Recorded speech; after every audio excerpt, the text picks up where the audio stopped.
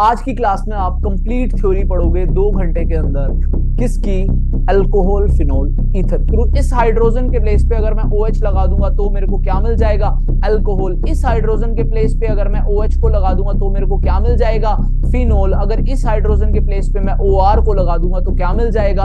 Ether. तो आप NCERT भी खोल सकते हो, ये लेक्चर पूरा का पूरा एनसीईआरटी बेस्ड है। अगर एग्जामिनर का मन है आपको दुखी करने का तो क्वेश्चन कुछ ऐसा दिखेगा। फर्स्ट, या तो आप पढ़ लो या आप पिटाई खा लो या निकल जाओ यहां से। क्या हाल है बालकों के? चलो पढ़ते हैं केमिस्ट्री। ठीक है भाई, शांत हो जाओ, क्लास स्टार्ट करते हैं। मैं बात कर रहा हूं अल्कोहल, फिनोल, ईथर की। तो सबसे पहले स्टार्ट करते हैं अपने सीयूईटी के सिलेबस के अकॉर्डिंग। नंबर 1 प्रायोरिटी पे मैं अगर सीयूईटी का सिलेबस देखता हूं तो इन्होंने नोमेनक्लेचर को रखा है। तो अगर आप अल्कोहल, फिनोल, ईथर पढ़ना चाहते हो तो नंबर 1 स्टेप कौन सा होने वाला है? नोमेनक्लेचर का। अगर आपको नोमेनक्लेचर आती है तो ठीक है। नोमेनक्लेचर के आगे बात करेंगे हम मेथड ऑफ प्रिपरेशन की। कैसे हम अल्कोहल को बनाएंगे, कैसे हम फिनोल को बनाएंगे, कैसे हम ईथर को बनाएंगे, ये चीज हम सीखेंगे। इसके बाद इसकी फिजिकल प्रॉपर्टी, केमिकल प्रॉपर्टी, तीनों की देख लेंगे। अगर इसके बाद मैं बात करूं अल्कोहल की, प्राइमरी अल्कोहल के लिए ही देखनी है हमको physical and chemical property. Identification आपको ये पता होना चाहिए कि कौन सा है 1 डिग्री अल्कोहल, कौन सा 2 डिग्री, कौन सा 3 डिग्री। मेरी बात समझ रहे हो? इसके बाद मैकेनिज्म आपको आना चाहिए डिहाइड्रेशन का। मैकेनिज्म ऑफ डिहाइड्रेशन, सिर्फ अगर मैं मैकेनिज्म की बात करूं तो सिर्फ डिहाइड्रेशन का अपने सिलेबस में है। बाकी सारे जाए भाड़ में, ट्रिक अपनी काम आएगी, डायरेक्ट क्वेश्चन आएंगे। मेरी बात समझ रहे हो? Very good. यूजेस हमको करने हैं किसके? मिथेनॉल के एंड इथेनॉल के। इथेनॉल एंड मिथेनॉल का प्रिपरेशन हम कर लेंगे। क्या इनको बोलते हैं, क्या इनके और नाम है, इंडस्ट्रियल यूजेस कैसे हैं, क्या हम इसको सॉल्वेंट की तरह यूज कर सकते हैं, क्या नहीं कर सकते, ये सारी बातें हम देखेंगे। किसके लिए? मिथेनॉल के लिए और इथेनॉल के लिए। इस तरीके से हमारा सिलेबस रहने वाला है। अगर सिलेबस समझ में आ गया है तो आ जाते हैं अपनी नेक्स्ट स्लाइड पे। नेक्स्ट स्लाइड पे मैं आपको बताने वाला हूं किसको कहते हैं अल्कोहल, किसको कहते हैं फिनोल और किसको कहते हैं ईथर।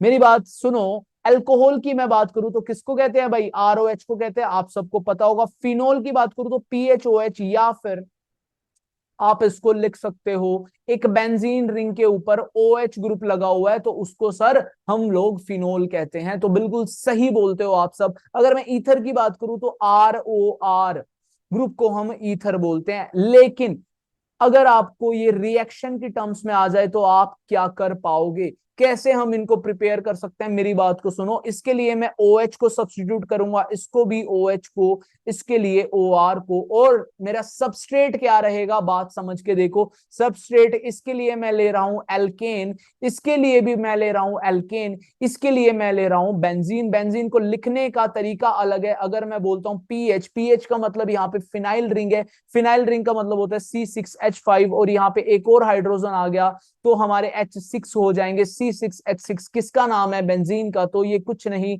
बस मैंने बेंजीन लिखा है, लिखने का तरीका अलग है। क्या मेरी बात को समझ रहे हो? अगर मैं नेक्स्ट पार्ट की बात करूं, इस हाइड्रोजन के प्लेस पे अगर मैं OH लगा दूंगा तो मेरे को क्या मिल जाएगा? अल्कोहल। इस हाइड्रोजन के प्लेस पे अगर मैं OH को लगा दूंगा तो मेरे को क्या मिल जाएगा? फिनोल। अगर इस हाइड्रोजन के प्लेस पे मैं OR को लगा दूंगा तो क्या मिल जाएगा? ईथर। अगर आपको इतनी बात समझ में आ गई है तो हम नेक्स्ट स्लाइड पे मूव करते हैं। हम पढ़ते हैं क्लासिफिकेशन ऑफ अल्कोहल के बारे में। अल्कोहल अगर हमको देखो, फर्स्ट 3 एग्जांपल में हमको क्या करना है? सिर्फ नंबर ऑफ OH ग्रुप गिनने हैं। जैसे कि इसमें 1 है, इसमें 2 है, इसमें 3 है। एक के लिए हम यूज करेंगे मोनो, 2 के लिए यूज करेंगे डाई और 3 के लिए यूज करते हैं केमिस्ट्री में ट्राई।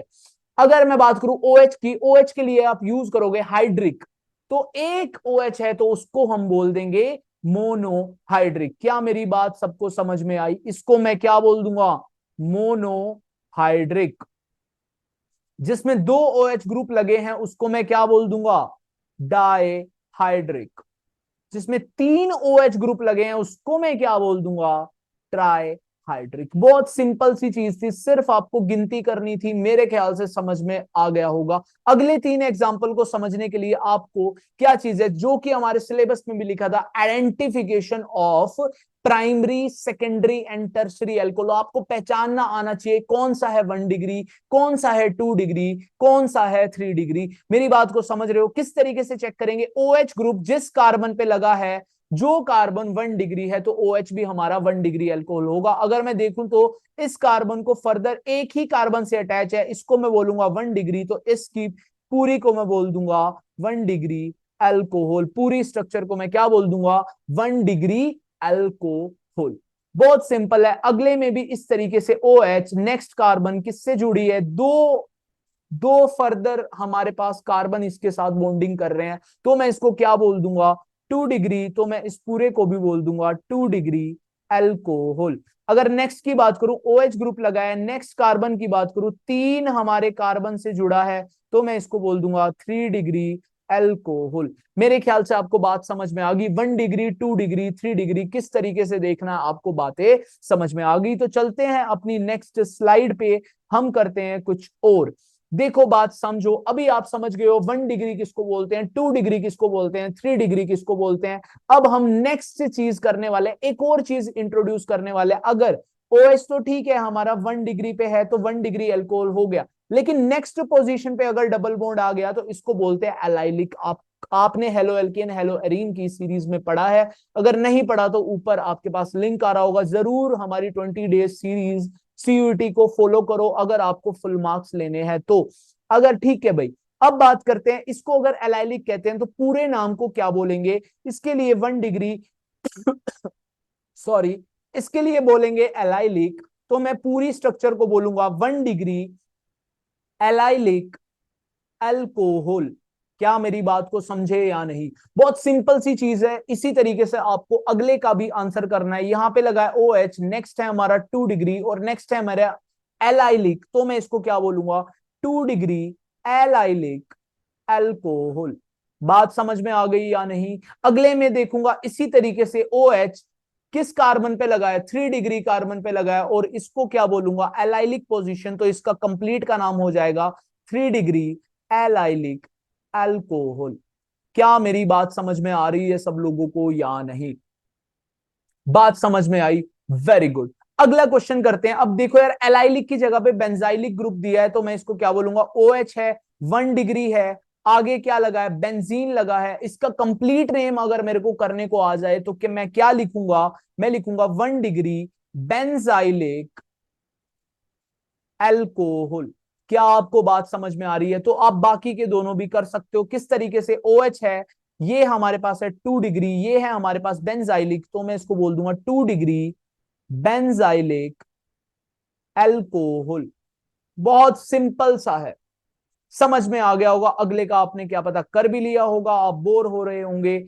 क्या है? 3 डिग्री, नेक्स्ट पोजीशन पे क्या है? Benzylic, 3 degree benzylic alcohol.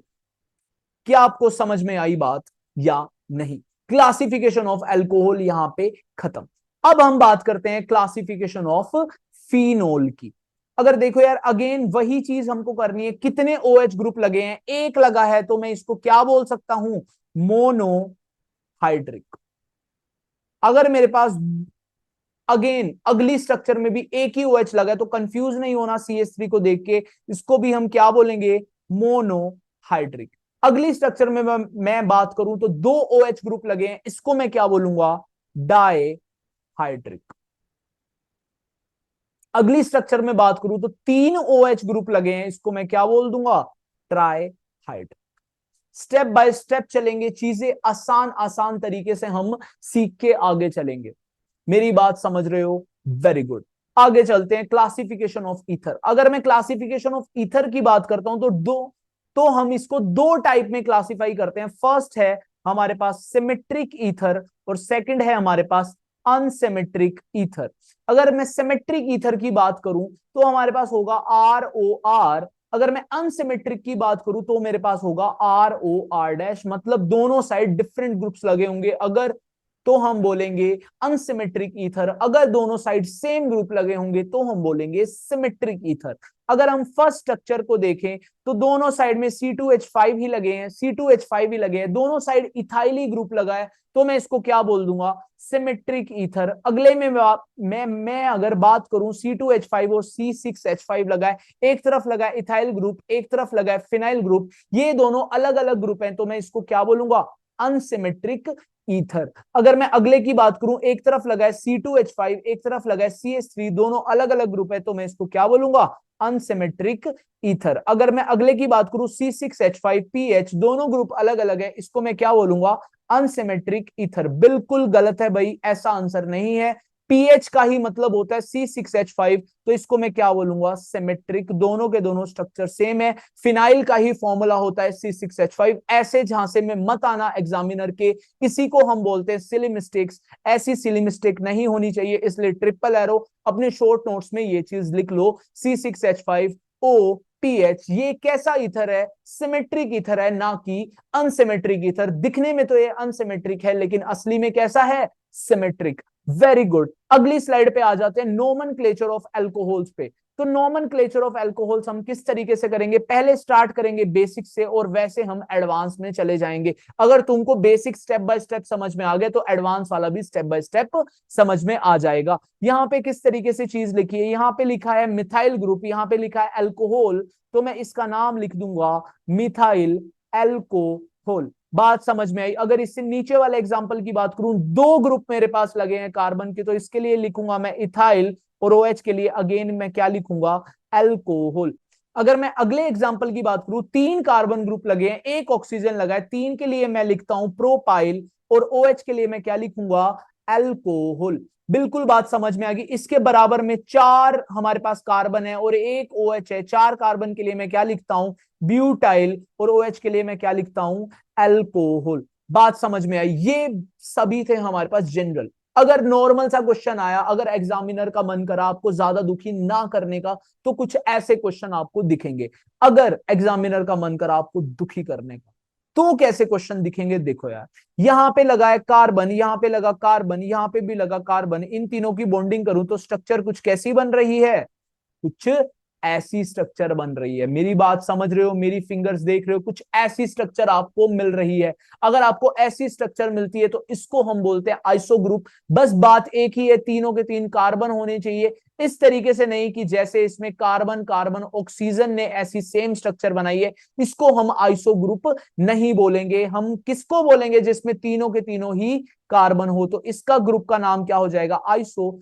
Total हमारे पास कार्बन एटम पूरी स्ट्रक्चर में कितने हैं, एक दो तीन, तो हम लिखेंगे प्रोपाइल, इसका नाम हो जाएगा आइसो प्रोपाइल एल्कोहल। मेरी बात समझे या नहीं। इसके बराबर में लिखा है, देखो फिर से कार्बन कार्बन कार्बन, और हमारी स्ट्रक्चर भी कैसी बन रही है, कुछ ऐसी, इसको बोल देंगे iso. Total number of carbon की बात करूं, एक दो तीन चार, हाँ हमें बाहर वाला कार्बन भी काउंट करना है, तो मैं इसको बोल दूंगा आइसो ब्यूटाइल अल्कोहल। मेरी बात समझ में आई या नहीं। इसमें बहुत ज्यादा कंफ्यूजन होती है, आपको कंफ्यूजन नहीं होनी चाहिए, ठीक है भाई। अगर मैं नीचे वाले की बात करूं तो देखो यार, यहां कार्बन, यहां कार्बन, यहां ऑक्सीजन, इसका नाम तो आइसो नहीं हो सकता, तो क्या होगा इसका नाम, मेरी बात देखो, OH है, OH के नेक्स्ट वाली कार्बन 2 डिग्री है, तो उसको बोलते हैं हम सेकेंडरी, इसलिए हम इसका नाम लिख देते हैं सेक ब्यूटाइल अल्कोहल। ब्यूटाइल क्यों लिखा, क्योंकि टोटल नंबर ऑफ कार्बन कितनी थी, एक दो तीन चार, चार के लिए क्या होता है, ब्यूटाइल ग्रुप, तो इसलिए मैंने लिखा सेक ब्यूटाइल अल्कोहल। मेरी बात समझ गए होंगे। आ जाते हैं अपनी नेक्स्ट स्लाइड पे। थोड़े से टफ में आ गए हैं हम, थोड़ा सा टफ, थोड़ा सा याद भी करना पड़ सकता है किस तरीके से। मेरी बात को देखो, यहाँ पे OH लगा है, नेक्स्ट कार्बन हमारी है 3 डिग्री, 3 डिग्री को हम बोलते हैं टर्शरी, तो इसको हम बोल सकते हैं टर्ट। जो मैंने टर्शरी का सिर्फ 4 वर्ड उठाए हैं, टर्ट, 4 अल्फाबेट उठाए हैं, टर्ट। आगे क्या लिखूंगा, ब्यूटाइल, आगे क्या लिखूंगा, अल्कोहल। बात समझ में आ गई होगी। अगर मेरे पास 2 कार्बन है, 2 OH है, इसका नाम हम क्या लिखेंगे, इथाइलिन ग्लाइकोल। ये इसका कॉमन नेम है, इसके लिए कोई भी चीज नहीं है, आपको याद करना पड़ेगा, नाम आपको याद करना पड़ता है। अगर आपके दोस्त का नाम रोहित है तो रोहित को आप याद करते हो या नहीं करते हो? रोहित है भाई इसका नाम। तो इसी तरीके से आपको इथाइलिन ग्लाइकोल का नाम भी याद करना पड़ेगा। ठीक है भाई, इससे नेक्स्ट एग्जांपल की बात करता हूं। 3 ही कार्बन है, 3 ही OH है, इसका नाम क्या हो सकता है? इसका नाम हमारे पास हो जाता है ग्लीसरोल। मेरी बात समझे या नहीं? इसके यार ये कॉमन नाम है, डायरेक्ट आपको याद करने पड़ेंगे। आपका एग्जाम ही ऐसा, आपने एग्जाम ही ऐसा चुना है, मैं कुछ नहीं कर सकता, इसमें कोई लॉजिक नहीं है। अब अगले की मैं बात करता हूं, साइक्लो ग्रुप दिया है। साइक्लो में अगर मैं बात करूं, 6 कार्बन है, 6 कार्बन में मैं बात करूं तो क्या बोलते हैं? हेक्स बोलते हैं। तो इसको मैं बोल दूंगा साइक्लो हेक्सेनोल।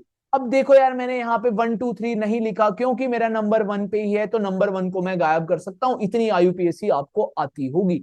अगर मैं बात करूं नेक्स्ट की, नेक्स्ट का नाम क्या हो जाएगा? अगर इसका साइक्लो हेक्सेनोल है तो अगले का नाम हो जाएगा साइक्लो पेंटेनॉल। मेरी बात को समझे या नहीं? बहुत सिंपल सा लॉजिक है, लेकिन अगला थोड़ा सा टफ आ गया। अगर मैं 1 नंबर पे अपने फंक्शनल ग्रुप को प्रायोरिटी दे देता हूं, सेकंड नंबर पे देनी पड़ेगी CH3 को। CH3 को हम क्या बोलते हैं? मिथाइल। तो सेकंड पोजीशन पे हमारा लगा है मिथाइल, और बाकी की स्ट्रक्चर का नाम हमको आता है, क्या है? साइक्लोपेंटेनॉल। मेरी बात समझ गए या नहीं? बहुत आसान सी चीज है। चलते हैं अपनी अगली स्लाइड पे, देखते हैं अपना आगे क्या चीज है। Nomenclature of phenols. फिनोल्स की नोमेनक्लेचर हम किस तरीके से करेंगे अभी देखते हैं। तो भाई हम लोग आ गए हैं फिनोल की नोमेनक्लेचर पे। अब ध्यान से देखो क्या चीज है। यहां लगा है CH3, यहां लगा है OH, यहां लगा है OH, यहां लगा है OH। इजी होने चाहिए थे जहां पे OH OH सेम ग्रुप लगा है, बट आपकी किस्मत खराब है। जहां पे CH3 OH लगा है वो तो आसान है, लेकिन OH OH वाले थोड़े डिफिकल्ट हैं। थोड़ा सा याद आपको करना पड़ सकता है अगर आपको मार्क्स लेने हैं तो। अगर एक मेरे पास CH3 ग्रुप लगा है, एक हमारे पास OH ग्रुप लगा है, ये दोनों कौन सी पोजीशन पे लगे हैं? ऑर्थो पे लगे हैं। और अगर CH3 और OH हमारा बेंजीन रिंग पे आ जाता है तो मैं उसको बोलता हूं क्रीसोल। नेक्स्ट पोजीशन मैं देखूं तो ये लगे हैं मेटा पे, तो इसको बोल दूंगा मैं मेटा क्रीसोल। अगर नेक्स्ट पोजीशन देखूं तो ये लगे हैं पैरा पे, इसको मैं क्या बोल दूंगा? पैरा क्रीसोल। मेरी बात समझ में आई या नहीं? बहुत आसान सी चीज है। अगले में बात करते हैं। देखो था, बिल्कुल था ना आसान? आसान था। अगर CH3 और OH दिए, सिर्फ हमको क्रीसोल याद करना है, और ऑर्थो मेटा पैरा तो हमको देखना आता है। ऑर्थो कैसा? जो लगाओ आजू बाजू। हम मेटा कैसा? जिसमें एक कार्बन का स्पेस हो। और पैरा कैसा? जो आमने सामने लगाओ, अपोजिट डायरेक्शन में लगाओ, तो उसको पैरा बोलेंगे। इतनी चीज आपको समझ में आती है शायद। अगर मेरा OH OH ग्रुप आ गया है, अगर ये ऑर्थो पे लगा है, मेरी बात को समझो, ऑर्थो पे लगा है, तो इसका नाम आपको याद करना पड़ेगा। कॉमन नाम है, क्या नाम है भाई? इसका नाम होता है कैटीचोल। बात समझ में आई या नहीं? अगर ये मेटा पे लग जाता है तो इसका नाम हो जाता है रिसोर्सिनोल। अगर ये अपोजिट डायरेक्शन में पैरा पोजीशन पे लगा है तो इसका नाम क्या हो जाता है? क्वीनोल।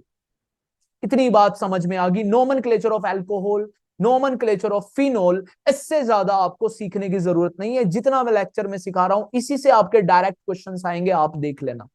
ठीक है भाई, अगली स्लाइड पे चलते हैं। Nomenclature of ether. मैंने बात बताई थी ईथर की क्लासिफिकेशन में पहली टाइप होती है सिमेट्रिक, सेकंड टाइप होती है अनसिमेट्रिक। अगर हमारा सिमेट्रिक है तो उसका नोमेनक्लेचर लिखना भी आसान है। जैसे कि फर्स्ट एग्जांपल दिया है, इधर भी मेरे को मिथाइल ग्रुप दिया है, इधर भी मिथाइल ग्रुप दिया है। इसका नाम क्या हो जाएगा? 2 बार हमारे पास मिथाइल ग्रुप है तो इसका नाम हो जाएगा डाई मिथाइल ईथर।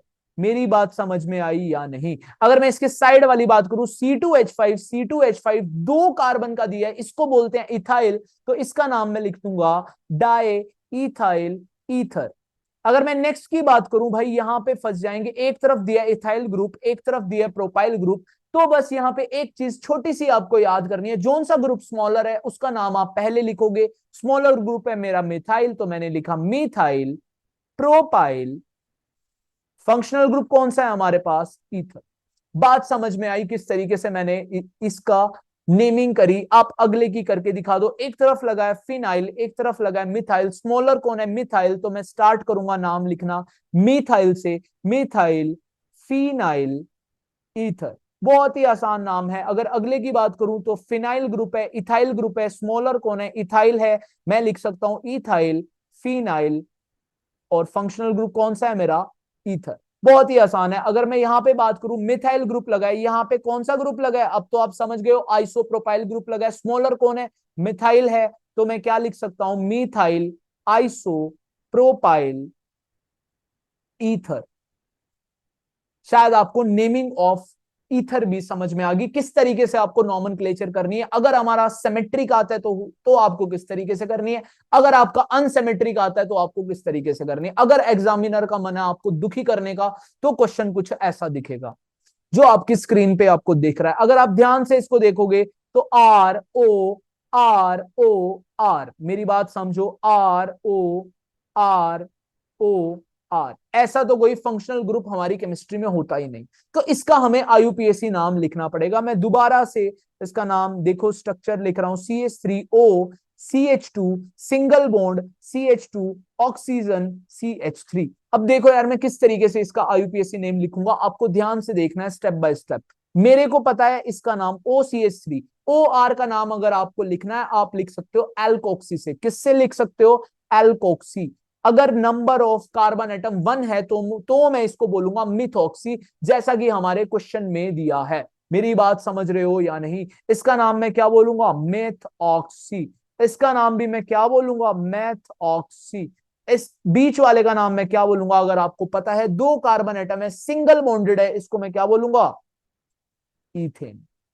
मेरी बात को समझ गए, तो इसका नाम क्या हो जाएगा, डाई मिथॉक्सी ईथेन, है ना। यही आपने सोचा है तो आपने गलत सोचा है, एक चीज आप लिखनी भूल गए, ये है पोजीशन नंबर 1, तो इसको मैं पोजीशन नंबर 2 बोलूंगा। तो आगे मेरे को 1,2 डाइमेथॉक्सी ईथेन लिखना पड़ेगा अगर मेरे को क्वेश्चन अपना सही करना है तो नेमिंग ऑफ ईथर्स आपको बेसिक से लेके एडवांस तक की मैंने समझा दी है। इससे अलग क्वेश्चन सीयूईटी में तो कहीं भी नहीं आने वाला, आपके फुल मार्क्स आएंगे अगर आपने नॉमेनक्लेचर मेरे से पढ़ी है तो। इसके बाद मैं बात करने वाला हूं कुछ स्ट्रक्चर्स की, कुछ बॉन्ड एंगल्स की, कि क्या बॉन्ड एंगल्स होने चाहिए थे और क्या हमको रियल सिचुएशन में मिलते हैं। तो तीनों की बात करता हूं। पहले पे मैंने बनाया है अल्कोहल, दूसरे पे बनाया है फिनोल और तीसरे पे कौन बनाया है, ईथर। अगर मैं बात करूं सेंट्रल एटम की, ऑक्सीजन की, तो तीनों में ही क्या है, sp3 हाइब्रिडाइज्ड है, sp3 हाइब्रिडाइज्ड है, sp3 हाइब्रिडाइज्ड है। भाई मैंने कैसे देखा sp3 हाइब्रिडाइज्ड है, ध्यान से देखो, 2 तो लगाए हैं सिग्मा बॉन्ड और 2 है लोन पेयर, टोटल हो गए 4, S1P3, अगर इन दोनों का सम करूं तो आएगा 4, इसलिए मैंने बोला है sp3 मेरे यार। मेरी बात समझे या नहीं, अगर इनका sp3 होता है तो टेट्राहेड्रल इनका ज्योमेट्री होना चाहिए था, और बॉन्ड एंगल इनका कितना आना चाहिए था, 109.5 डिग्री। इसका भी आना चाहिए था 109.5 डिग्री, और इसका भी आना चाहिए था 109.5 डिग्री। क्या मेरी बात को समझे या नहीं। लेकिन हमको रियल बॉन्ड एंगल्स की अगर मैं बात करता हूं क्या मिलते हैं, आपको बॉन्ड एंगल्स याद करने की कोई ज्यादा जरूरत नहीं है। जो सिचुएशन आपके पास क्वेश्चन में आने वाली है वो मैं आगे डिस्कस करने वाला हूं, प्लीज सुनते रहो।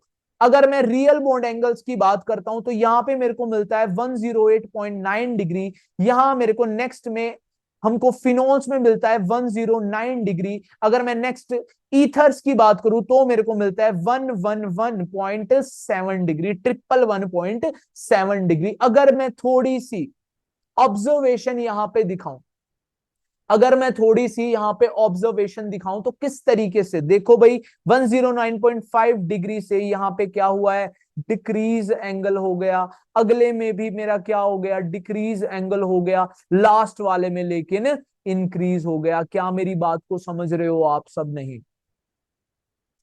डिक्रीज किस में हुआ है, इंक्रीज किस में हुआ है, और आपसे क्वेश्चन आएगा वाई, क्यों ये डिक्रीज हुआ, क्यों ये इंक्रीज हुआ, तो आप कैसे क्वेश्चन करोगे, मैं आपको रीजन बताता हूं। देखो, अगर हमारा बॉन्ड एंगल डिक्रीज हुआ है तो क्या हुआ होगा, लोन पेयर ने बॉन्ड पेयर को धक्का मारा होगा और ये आगे खिसक गया होगा, जिससे हमारा बॉन्ड एंगल क्या कर गया होगा, डिक्रीज।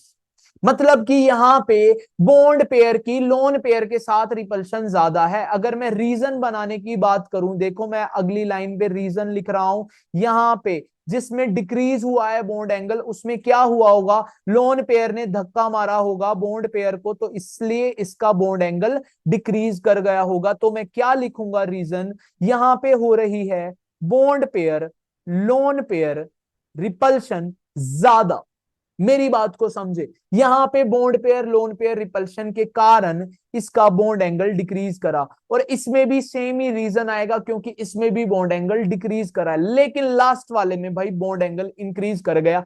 क्यों? क्योंकि अगर ध्यान से देखें, यहां पे भी ओ एच बॉन्ड था, यहां पे भी ओ एच बॉन्ड था, लेकिन लास्ट वाले में दोनों तरफ ही ओ सी बॉन्ड था। अगर ओ सी बॉन्ड आ जाए तो बॉन्ड पेयर में थोड़ी बहुत बातचीत आ गई है। अगर यहाँ पे भी इलेक्ट्रॉन डेंसिटी, यहाँ पे भी इलेक्ट्रॉन डेंसिटी, यहाँ पे भी CH3, यहाँ पे भी CH3, दोनों साइड हमारे बिगर ग्रुप है, तो इनमें इनके बीच में रिपल्शन हो सकती है, जिसकी वजह से हमारे बॉन्ड एंगल दूर जा सकते हैं। बॉन्ड पेयर रिपल्शन हुई है यहाँ पे, जिसकी वजह से हमारा बॉन्ड एंगल इंक्रीज कर गया। तो इसका रीजन क्या हो जाएगा, बॉन्ड पेयर रिपल्शन हमारी ज्यादा हो गई है। तो बस आपको इतनी सी चीज याद करनी है, इसका रीजन है बॉन्ड पेयर रिपल्शन, और इसका रीजन है bond pair lone pair repulsion. अगर इतनी सी चीज आपको याद है तो CUT का एग्जाम आपसे क्रैक हो जाएगा।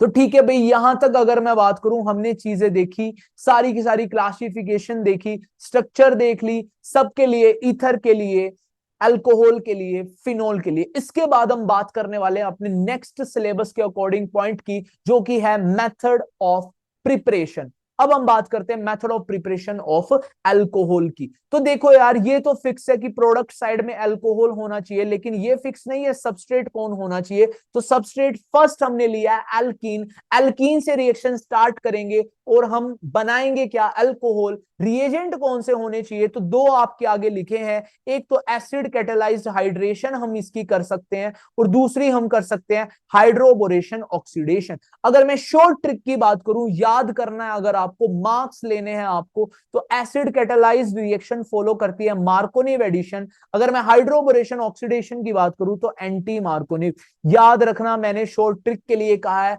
अगर शॉर्ट ट्रिक की बात है तो अगर न्यूमेरिकल आया आप आंसर नहीं कर पाओगे। अगर उसने पूछ लिया ऑक्सीडेशन जो होती है, हाइड्रोबोरेशन ऑक्सीडेशन, वो कौन से रूल को फॉलो करती है, एंटी मार्कोनिव या मार्कोनिव, अगर आपने ट्रिक के जहां से मैं आके एंटी मार्कोनिव टिक कर दिया तो गलत है, क्योंकि ये मार्कोनिव रूल फॉलो करती है। अब कैसे करती है वो चीज हम रफ स्लाइड में समझ लेंगे, आपसे कभी पूछने नहीं वाले, लेकिन जो पॉइंट पूछेंगे वो मैं आपको बता दूंगा। अगर ये मार्कोनिव एडिशन फॉलो करता है तो नेगेटिव पार्ट कौन सा है, पॉजिटिव पार्ट कौन सा है, अगर इतनी सी चीज हमको पता चल जाए तो हम रिएक्शन कर सकते हैं।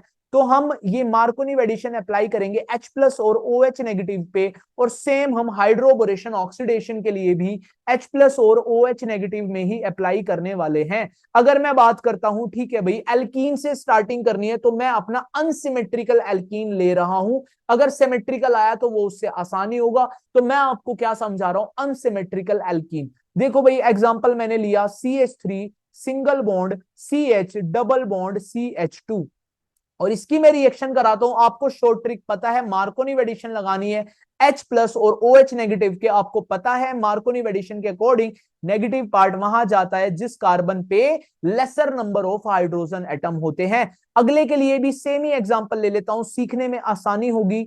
CH डबल बॉन्ड CH2, और इसके अंदर क्या कराना है, एंटी मार्कोनिव एडिशन लगाना है। तो negative part of the addendum किसके पास जाएगा, जिसके पास more number of hydrogen atom होंगे। क्या आप मेरी बात समझ रहे हो या नहीं?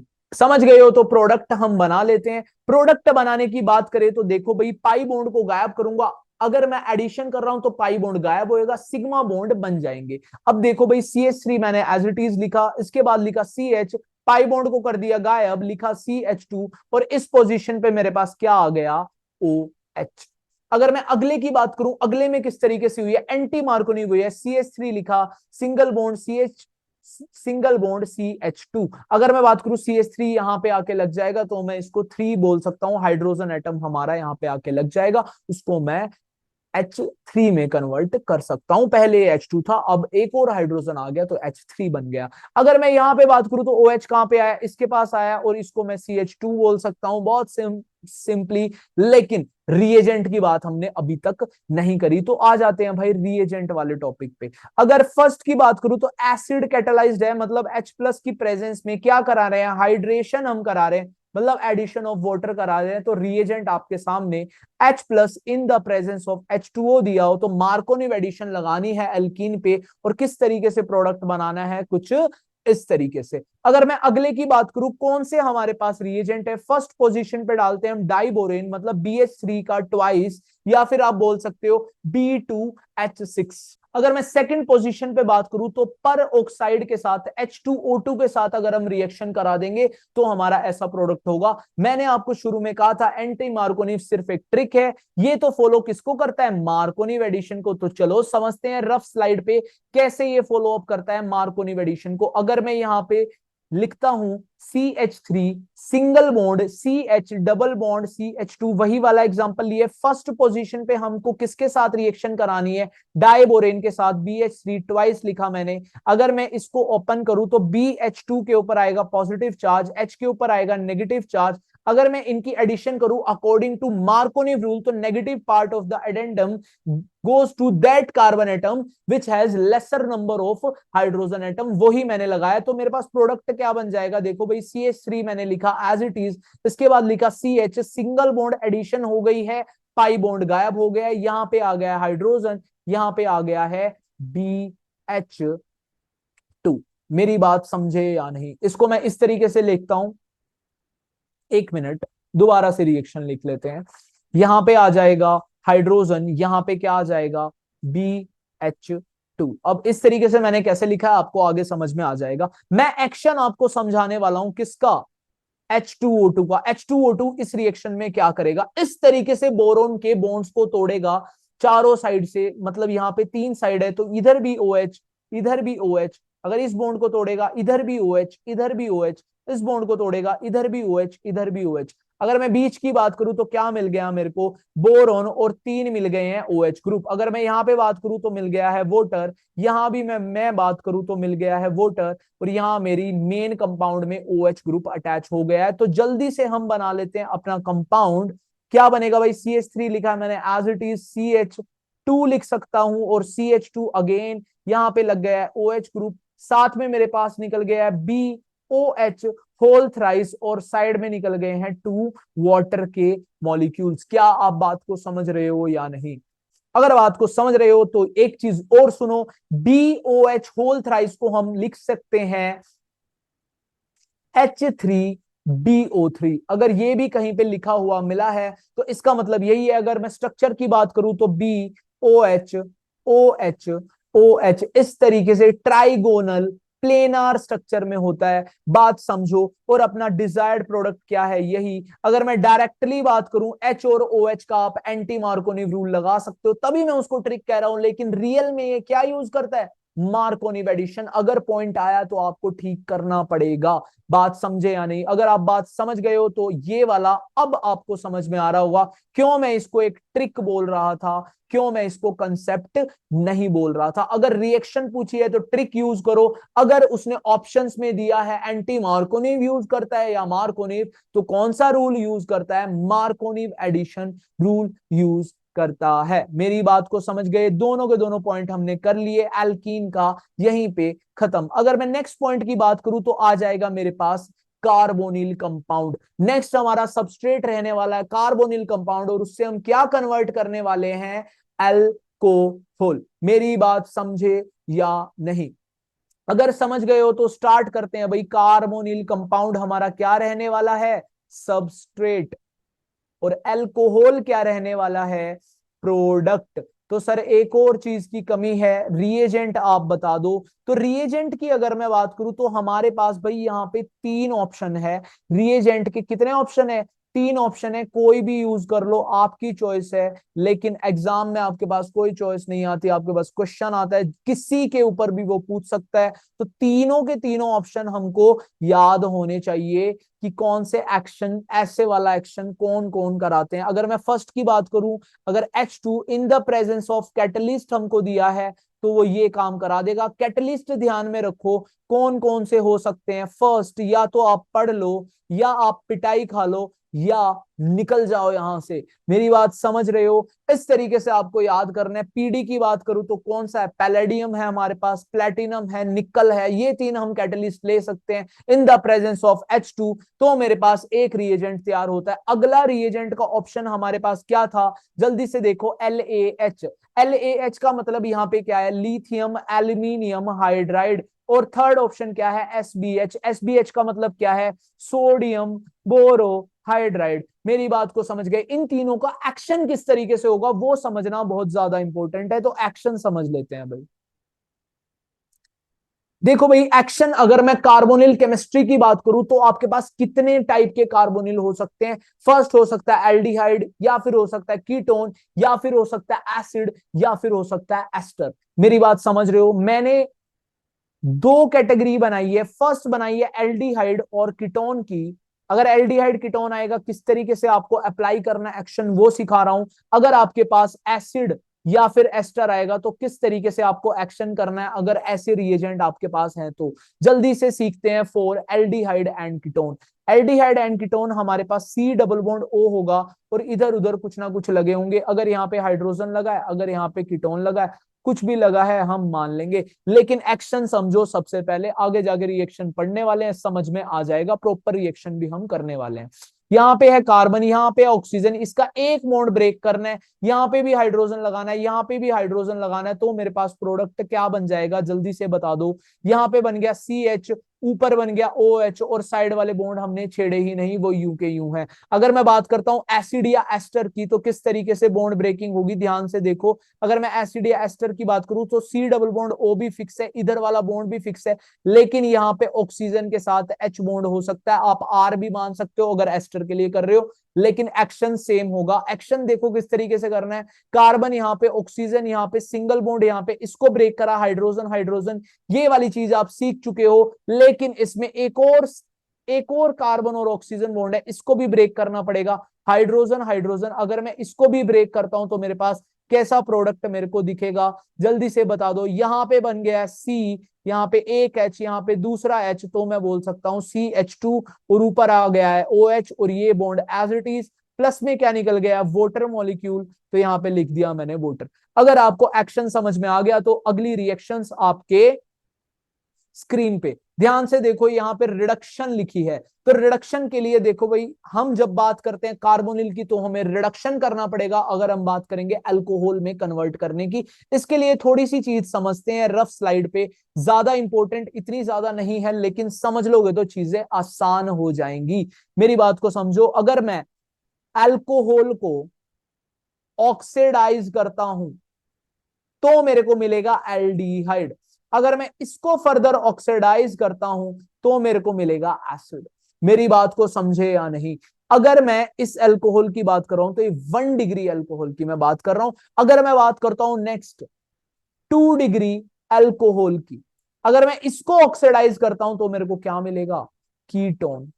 इससे रिवर्स अगर हमको करना है तो हमको क्या करनी पड़ेगी? ऑक्सीडेशन। अगर मैं एसिड की रिडक्शन करता हूं, सॉरी उल्टा काम करना है, ऑक्सीडेशन हमने कर ली, रिडक्शन काम करना है, रिडक्शन करूंगा तो एल्डिहाइड मिलेगा। एल्डिहाइड की फर्दर मैं रिडक्शन करूंगा तो मेरे को अल्कोहल मिलेगा। अगर मैं कीटोन की फर्दर रिडक्शन करूंगा तो मेरे को 2 डिग्री अल्कोहल मिल जाएगा। ये सीरीज आपको याद है तो बहुत सारे क्वेश्चन बहुत ही आराम से हो जाएंगे। मेरी बात को समझे? अब मैं बात करता हूं, अब आप समझ जाओगे कि मैंने यहां पे रिडक्शन क्यों लिखा है। अगर मैं कार्बोनिल का रिडक्शन करता हूं तो मेरे को क्या मिलने वाले हैं? अल्कोहल, और अल्कोहल की हम प्रिपरेशन कर रहे हैं। अगर चलो ठीक है, आपको रिएजेंट नहीं दिए हैं, रिएजेंट में अपने आप से लिख देता हूं।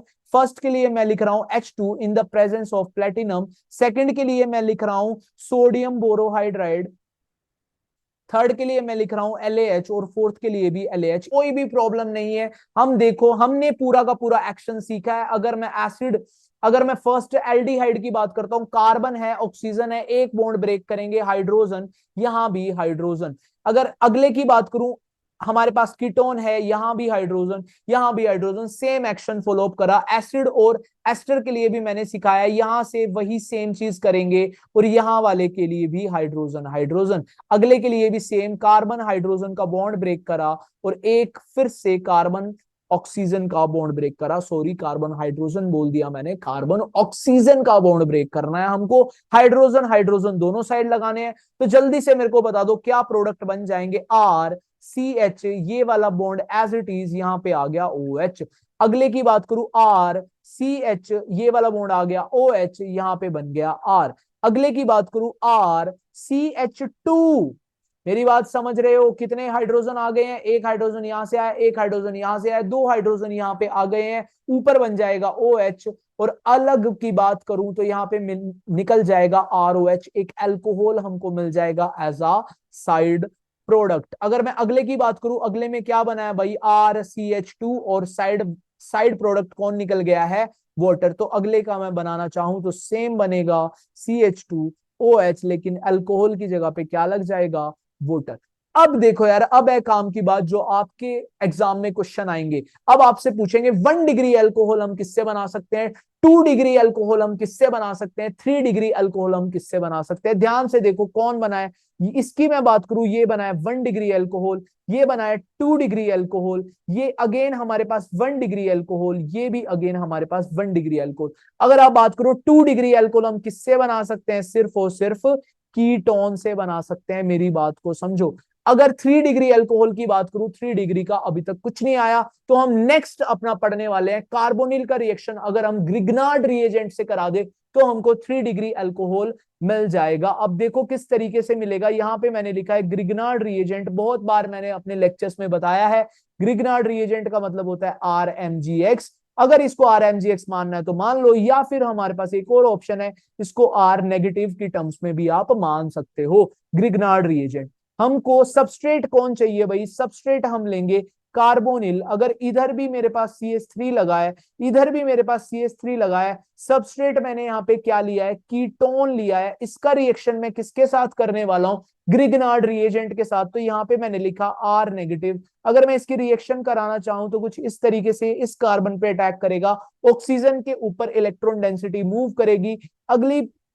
अगले पॉइंट की बात करूं तो ऑक्सीजन के ऊपर नेगेटिव चार्ज आ गया, इधर CH3 एज इट इज, और यहाँ पे हमारे पास क्या लग गया, आर ग्रुप। ऑक्सीजन का नेगेटिव चार्ज बैलेंस करने के लिए हम हाइड्रोजन से रिएक्शन करा सकते हैं, हाइड्रोजन से रिएक्शन कराएंगे, यहाँ पे बन जाएगा COH, यहाँ पे एज इट इज CH3, और नीचे साइड क्या लग जाएगा, आर। तो हम इसको क्या बोल सकते हैं, 3 डिग्री, मेरे यार मेरी बात समझे।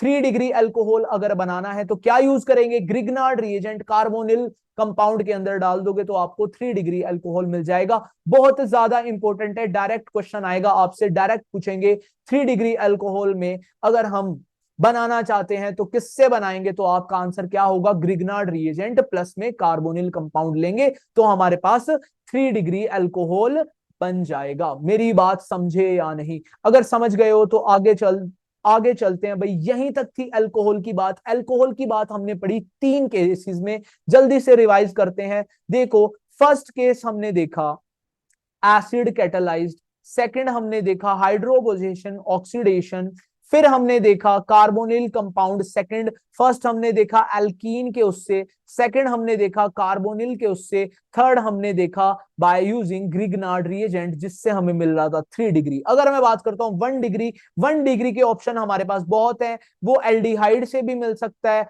वो हमारे पास एस्टर से भी मिल सकता है, वो हमारे पास एसिड से भी मिल सकता है, लेकिन 2 डिग्री और 3 डिग्री के लिए दो ही ऑप्शन है। क्या क्या, 2 डिग्री के लिए है कीटोन, और 3 डिग्री के लिए कौन है, ग्रिग्नार्ड रिएजेंट प्लस में कीटोन। मेरी बात को समझे या नहीं, ग्रिग्नार्ड रिएजेंट से हम 3 डिग्री अल्कोहल बना सकते हैं, और यहीं पे हमारी अल्कोहल की प्रिपरेशन होती है खत्म। इसके बाद हम बात करने वाले हैं प्रिपरेशन ऑफ फिनोल्स की। देखो भाई फर्स्ट सबस्ट्रेट रहने वाला है हेलो अरीन, हेलो अरीन से हम स्टार्टिंग करने वाले हैं, तो हेलो अरीन हम ड्रॉ कर लेते हैं। देखो यहां पे बना दिया मैंने क्या, हेलो अरीन।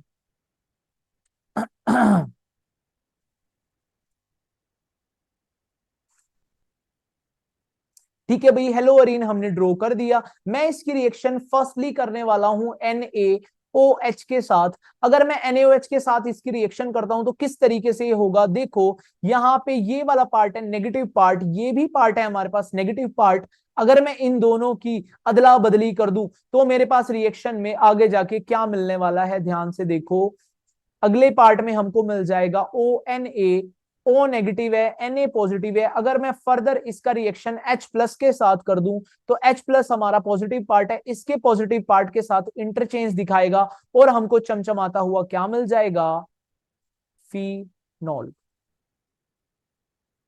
फर्स्ट पार्ट समझ में आया। हेलो अरीन से आप किस तरीके से रिएक्शन कर सकते हो, किसकी, फिनोल की प्रिपरेशन आप इजीली कर सकते हो। नेक्स्ट है हमारे पास बेंजीन सल्फोनिक एसिड। अगर आपको फर्स्ट पॉइंट समझ में आ गया है तो सेकंड पॉइंट बहुत ही ज्यादा आसान होने वाला है। सेकंड हमारे पास रहने वाला है बेंजीन सल्फोनिक एसिड। अगर आपको स्ट्रक्चर नहीं आती तो बेंजीन के ऊपर कुछ नहीं करना, सिर्फ आपको SO3H लगाना है। अगर मैं इसकी रिएक्शन करूं ऊपर वाले की तरह बिल्कुल सिमिलर है, NaOH के साथ रिएक्शन करूंगा। इसका अगर मैं नेगेटिव पार्ट की बात करूं ONA है, इसका नेगेटिव पार्ट ये है। नेगेटिव पार्ट की अदला बदली मैं कर दूंगा। अदला बदली अगर मैंने कर दी तो मेरे पास क्या आ जाएगा, O negative Na positive, same हमारा ऊपर वाले की तरह। अगर फर्दर मेरे को रिएक्शन करनी है H प्लस के साथ कर सकता हूं और ये हमारे पास पॉजिटिव चार्ज इंटरचेंज होंगे। पॉजिटिव चार्ज अगर इंटरचेंज हो गए हैं तो मेरे पास क्या बन जाएगा, चमचमाता हुआ अगेन एल्फिनॉल। मेरी बात समझे या नहीं? प्रिपरेशन हमने 2 पॉइंट में कर ली। नेक्स्ट पॉइंट मेरा रहने वाला है डायएजोनियम सोल्ट। हमने हेलो एल्केन और हेलो अरीन में भी ये पढ़ा था। अगर आपने नहीं देखा तो प्लीज जाके वो लेक्चर देखो, बहुत ज्यादा इंपॉर्टेंट है भाई तुम्हारे लिए, बहुत ही ज्यादा। अगर मैं डायएजोनियम सोल्ट की बात करूं तो स्टार्टिंग मटेरियल हम क्या लेते थे, एनिलीन। एनिलीन का मतलब बेंजीन के ऊपर NH2 ग्रुप लगा दो। अगर इसकी रिएक्शन मैं कर देता हूं HNO2 इन द, अगर मैं टेम्परेचर ले लेता हूं 0 to 5 डिग्री सी, तो मेरे पास क्या बन जाएगा, डायएजोनियम सोल्ट का प्रिपरेशन हो जाता है। यहां से देखो स्टार्टिंग मटेरियल लिया और हम आ गए हैं डायएजोनियम सोल्ट पे। डायएजोनियम क्लोराइड हमने यहाँ पे फॉर्म कर लिया। इसके बाद कुछ भी नहीं, बस हमने वाटर के साथ रिएक्शन करानी है और चमचमाता हुआ अल्कोहल हमारे सामने हमको मिल जाएगा। अगर ये चीज आपको समझ नहीं आ रही तो हेलो एल्केन हेलो अरीन वाला चैप्टर देख लो, वहां पे मैंने डिटेल में डायएजोनियम सोल्ट आपको कराया है, आई बटन में आ रहा होगा, जरूर देखो उस चीज को यार, बहुत ज्यादा इंपॉर्टेंट है। क्यूमीन, देखो भाई नेक्स्ट प्रोसेस है हमारे पास क्यूमीन प्रोसेस। आपको ध्यान करना है कि इंडस्ट्रीज में जब भी हमको फिनोल बनाना होता है तो क्यूमीन प्रोसेस का यूज करते हैं। बहुत ही इंपॉर्टेंट MCQ है, बार बार एग्जाम में आता है। अगर मैं क्यूमीन की स्ट्रक्चर की बात करूं, किस तरीके से आपको याद करनी है, आपको इमेजिन करना है 3 डिग्री कार्बन को प्लस में इमेजिन करना है बेंजीन के ऊपर ये कार्बन लगा हुआ है। अगर आपने इतनी चीज इमेजिन कर ली तो कोई भी प्रॉब्लम नहीं आएगी इसकी स्ट्रक्चर बनाने में। मैंने पहले बना लिया बेंजीन, ऊपर बनाया कार्बन। अगर इसको 3 डिग्री बनाना है, 2 साइड लगाऊंगा CH3 और 1 साइड लगाऊंगा हाइड्रोजन। तीनों साइड आप CH3 मत लगाना, क्योंकि एक कार्बन से अटैच ये बेंजीन से भी है, दूसरा कार्बन यहां हो गया, तीसरा कार्बन यहां हो गया। हमको 3 डिग्री कार्बन ही बनाना था और वो बन गया। मेरी बात समझ में आई या नहीं? अगर मैं इसके बाद बात करता हूं इसके रिएजेंट की, देखो यार बहुत ही बड़ा ग्रुप है हमारे पास। इसकी जगह हमको क्या लगाना है, OH ग्रुप लगाना है। तो इस ग्रुप को हमें लीव कराना पड़ेगा और लीव कराने के लिए इसको लीविंग ग्रुप बनाना पड़ेगा। उसके लिए हम फर्स्ट पोजीशन पे डालते हैं O2। O2 यहाँ पे दिखाता है इंसर्शन रिएक्शन, उसके हेल्प से ये ग्रुप हमारा लीव होता है और सेकंड पोजीशन पे हम इसके साथ रिएक्शन कराएंगे H प्लस और वाटर की। आपके सिलेबस में मैकेनिज्म नहीं है, बिना बात टाइम खराब मत करो। तो चलते हैं, क्या बन जाएगा हमारे पास, चमचमाता हुआ अल्कोहल। अगर आपके पास देखो भाई चमचमाता फिनोल आपके सामने। अगर मैं बात करूं क्यूमीन के ऊपर तो कुछ रिएक्शन आपसे इतनी ज्यादा नहीं पूछने वाला। जो मेन है वो पॉइंट है, ये इंडस्ट्रीज में यूज करते हैं हम फिनोल को प्रोडक्शन के लिए। मेरी बात को समझे या नहीं, ये सबसे ज्यादा इंपॉर्टेंट पॉइंट है। यहां से आपको MCQ डायरेक्ट देखने को मिल जाएगा। नेक्स्ट पॉइंट पे आ जाते हैं भाई, प्रिपरेशन ऑफ फिनोल भी होगी, प्रिपरेशन ऑफ अल्कोहल भी होगी। अब आ जाते हैं फिजिकल एंड केमिकल प्रॉपर्टीज पे। तो सबसे पहले हम बात करने वाले हैं फिजिकल प्रॉपर्टीज की। अगर मैं बात करता हूं बॉइलिंग पॉइंट की तो 2 पॉइंट में हम बॉइलिंग पॉइंट को देखेंगे, किसमें, दो पॉइंट में बॉइलिंग पॉइंट को देखेंगे, किसके ये डायरेक्टली प्रोपोर्शनल होता है और किसके इनवर्सली प्रोपोर्शनल। मेरी बात करूं, डायरेक्टली प्रोपोर्शनल आपने बहुत बार देखा है मोलर मास के होता है, या तो आप मोलर मास बोल लो, मैं तो बोलता हूं नंबर ऑफ कार्बन एटम। गिनना आसान होता है, मोलर मास कैलकुलेट करना टफ होता है। Number of carbon atom directly देखो, आपके एग्जाम में इतना ही आएगा, नंबर ऑफ कार्बन एटम देख लोगे, आपका आंसर आपके सामने। अगर इनवर्सली प्रोपोर्शनल की बात करूं, तो अगर ब्रांचिंग जैसे जैसे इंक्रीज होती रहेगी, वैसे वैसे सरफेस एरिया डिक्रीज होता रहेगा, और जैसे जैसे सरफेस एरिया डिक्रीज होगा वैसे वैसे बॉइलिंग पॉइंट भी डिक्रीज होगा, तो ब्रांचिंग के इनवर्सली प्रोपोर्शनल आएगी। अगर हमारी ब्रांचिंग इंक्रीज होगी तो हमारा बॉइलिंग पॉइंट डिक्रीज करेगा। अगर मैं बात करता हूं सॉल्युबिलिटी की, अल्कोहल्स के लिए या फिनोल्स के लिए, दोनों में ही OH ग्रुप है, दोनों ही हमारे हाइड्रोजन बॉन्डिंग दिखा सकते हैं वाटर मॉलिक्यूल के साथ। ऑक्सीजन दिखाएगा हाइड्रोजन के साथ,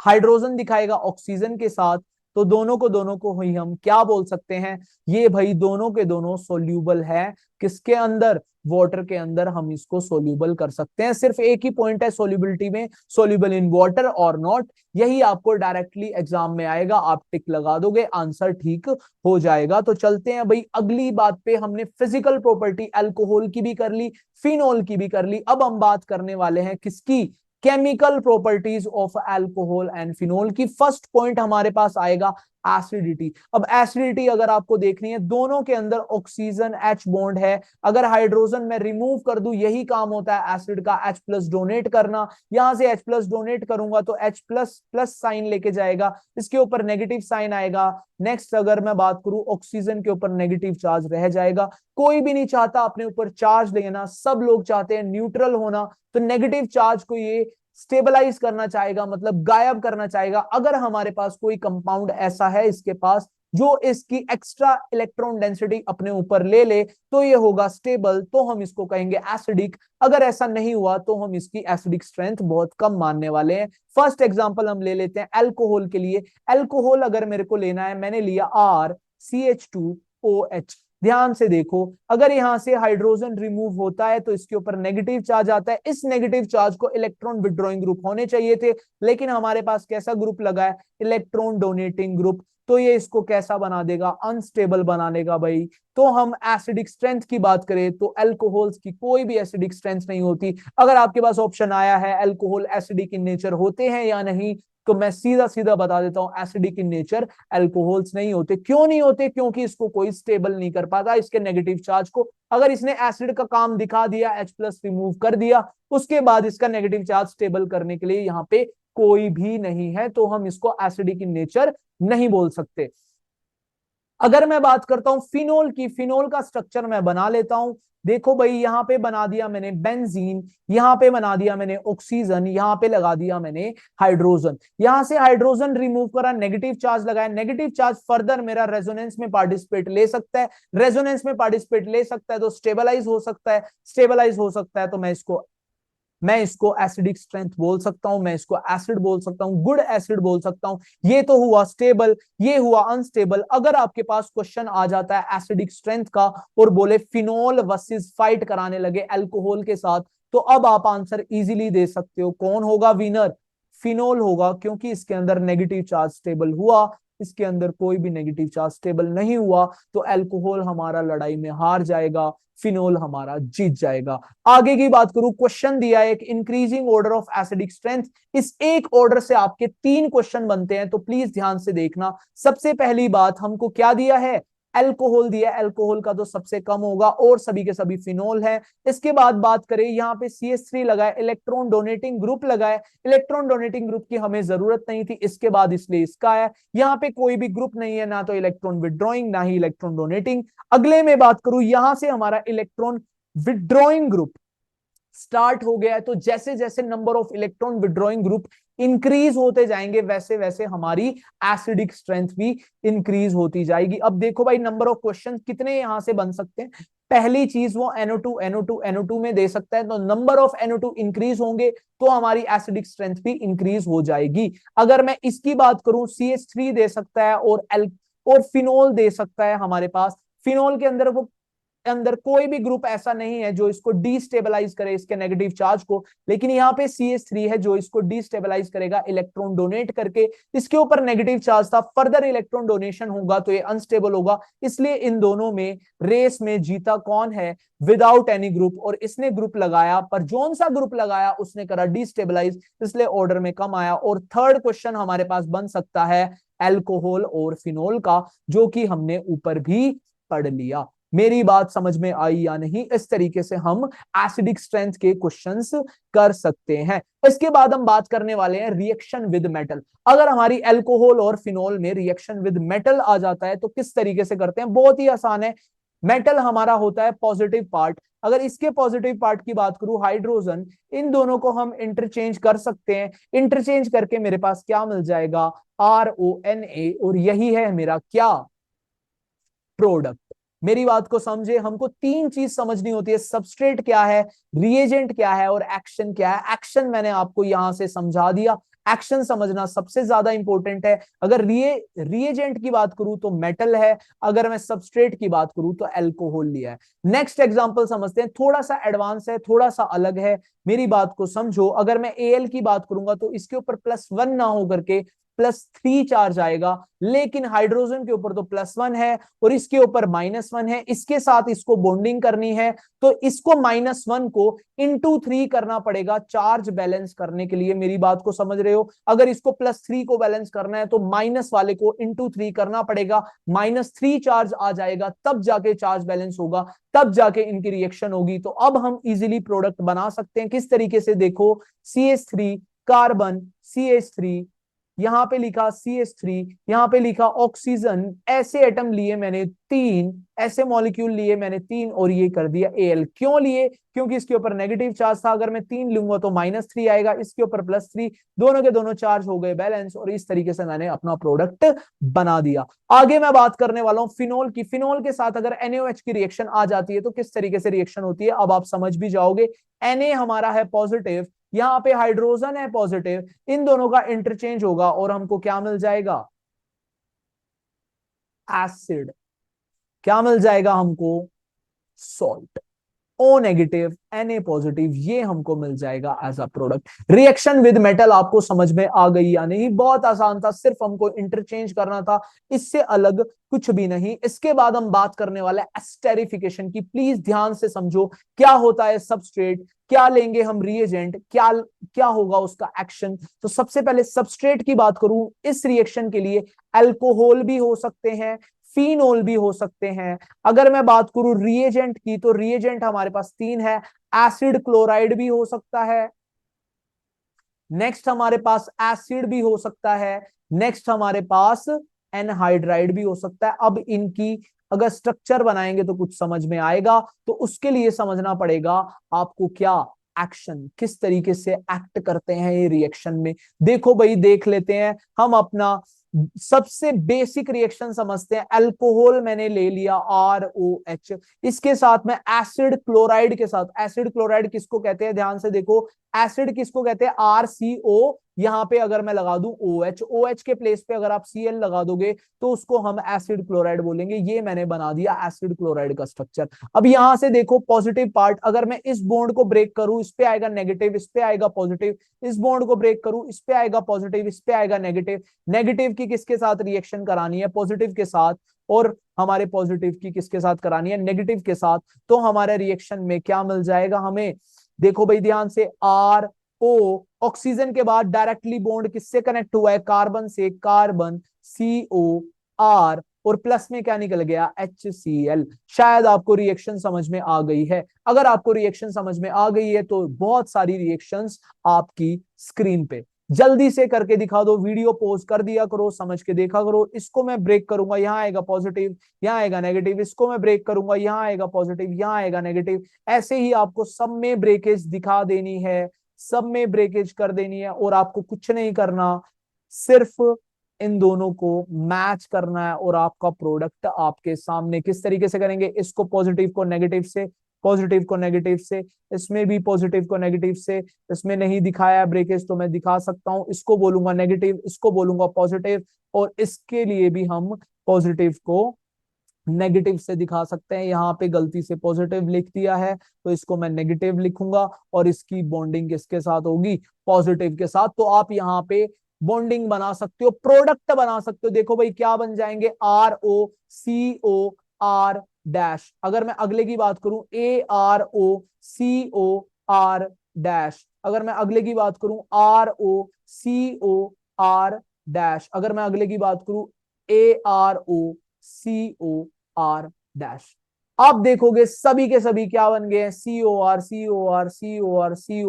एस्टर हमने बना दिए हैं। तो इस तरीके से एस्टेरिफिकेशन करते हैं। अगर अल्कोहल्स में या फिर फिनोल में हम कोई भी कार्बोनिल ग्रुप अटैच करते हैं तो एसिड हो सकता है, एसिड क्लोराइड हो सकता है और एनहाइड्राइड हो सकता है। एनहाइड्राइड का एग्जांपल अभी तक नहीं देखा तो भाई आपके सामने है एनहाइड्राइड का एग्जांपल, जल्दी से देख के बताओ। देखो इसमें भी मैं इस बॉन्ड को ब्रेक करूं, इस पे आएगा नेगेटिव, इस पे आएगा पॉजिटिव, इस बॉन्ड को ब्रेक करूं, इस पे आएगा पॉजिटिव, इस पे आएगा नेगेटिव।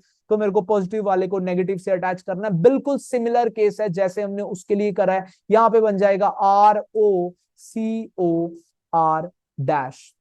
मेरी बात को समझे किस तरीके से हम डिजायर्ड प्रोडक्ट तक पहुंच रहे हैं। अब इसी प्रोसेस को यूज करके हम एस्पिरिन का प्रिपरेशन भी कर सकते हैं। अब किस तरीके से करेंगे जल्दी से देखो। जो हमारा स्टार्टिंग मटेरियल रहने वाला है वो इसने दिया है सैलिसाइलिक एसिड। अब सैलिसाइलिक एसिड क्या होता है उसकी स्ट्रक्चर आपको याद होनी ही चाहिए भाई। देखो यहां मैंने बनाया बेंजीन, अगर मैं बेंजीन पे एक ग्रुप लगा देता हूं COH, एक ग्रुप लगा देता हूं OH, तो इसको हम कहते हैं सैलिसाइलिक एसिड।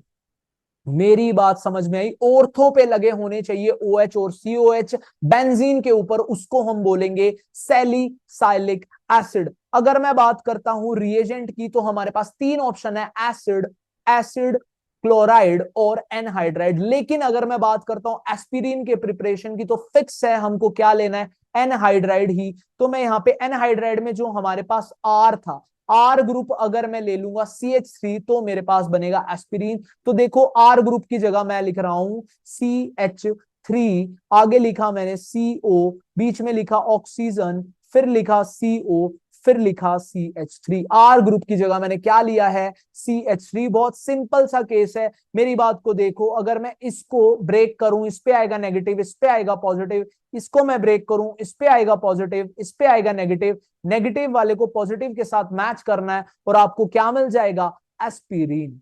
मेरी बात को समझे या नहीं।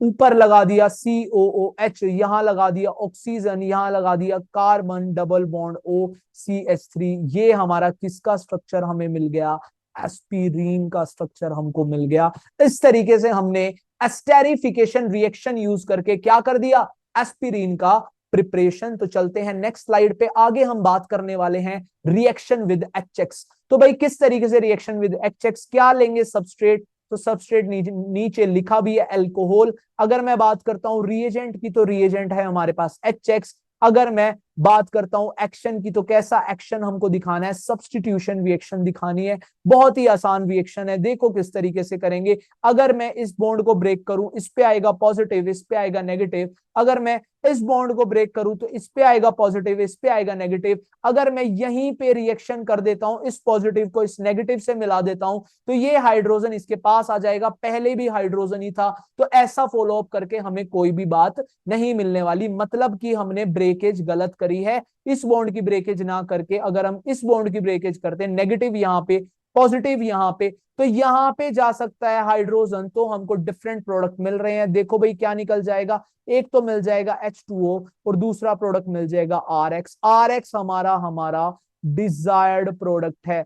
तो जब भी याद करना, हम अल्कोहल के अंदर अगर हम रिएक्शन करा दें HX से तो हमको क्या मिलने वाला है, एल्काइल हैलाइड। मेरी बात समझे या नहीं भाई, रिएक्शन विद HX बहुत ही आसान है, हमने एल्काइल हैलाइड में भी किया था प्रिपरेशन ऑफ एल्काइल हैलाइड के टाइम। अगर इतनी बात समझ गए हो तो अगली रिएक्शन पे चलते हैं। अगली रिएक्शन है हमारे पास डिहाइड्रेशन। नाम से ही पता चलता है एलिमिनेशन रिएक्शन है, क्योंकि डी का मतलब होता है एलिमिनेट करना, मतलब रिमूव करना है। कौन सा मॉलिक्यूल रिमूव करना है, हाइड्रा बोला है, हाइड्रा का मतलब होता है वोटर, मतलब वोटर का हमें यहाँ पे रिमूवल करना है। अगर मैं सबस्ट्रेट की बात करूं तो सबस्ट्रेट हमारे पास हो सकते हैं अल्कोहल्स। रिएजेंट की बात करूं, कौन सा रिएजेंट हमको यूज करना है, acid in the presence of heat. अगर मैं एक्शन की बात करूं, एक्शन हमारे पास रिमूवल है, तो मैं एक्शन की बात कैसी करूंगा, एलिमिनेशन रिएक्शन ये शो अप करेगा। तो देखो भाई अल्कोहल मैं ले लेता हूं अपना, देखो CH2H करके लिखा है CH3 को, आगे मैं बात करता हूं CH2 की, आगे मैं बात करता हूं OH की। एलिमिनेशन रिएक्शन करनी आनी चाहिए, मेरी बात को देखो। अगर मैं यहां से रिमूव कर दूंगा OH, यहां से रिमूव कर दूंगा हाइड्रोजन, तो मेरे पास क्या बन जाएगा, बीच में बन जाएगा डबल बॉन्ड। तो मेरे पास क्या प्रोडक्ट आ जाएगा, ध्यान से देखो, CH2 डबल बॉन्ड CH2, और मैंने रिएजेंट क्या लिया है, H plus in the presence of heat. या तो हमारे पास ये मिल सकता है, और भी रिएजेंट है भाई, H प्लस को वो इस तरीके से भी लिख सकता है H2SO4, और हीट को वो ऐसा भी लिख सकता है 443 केल्विन। आपको दिख रहा है टेम्परेचर बहुत ज्यादा है, मतलब हीट दी है, मतलब कि ये भी हो सकता है या फिर ये भी हो सकता है। क्या सर और भी तरीके हो सकते हैं, हाँ भाई और भी हो सकते हैं। और हम बात करें तो H3PO4 भी आपको कहीं पे दिया है, तो वो भी एक तरह का एसिड है, वो H प्लस डोनेट करेगा। अगर मैं H3PO4 के साथ टेम्परेचर की बात करूं तो आपको मिलेगा 358 केल्विन टेम्परेचर।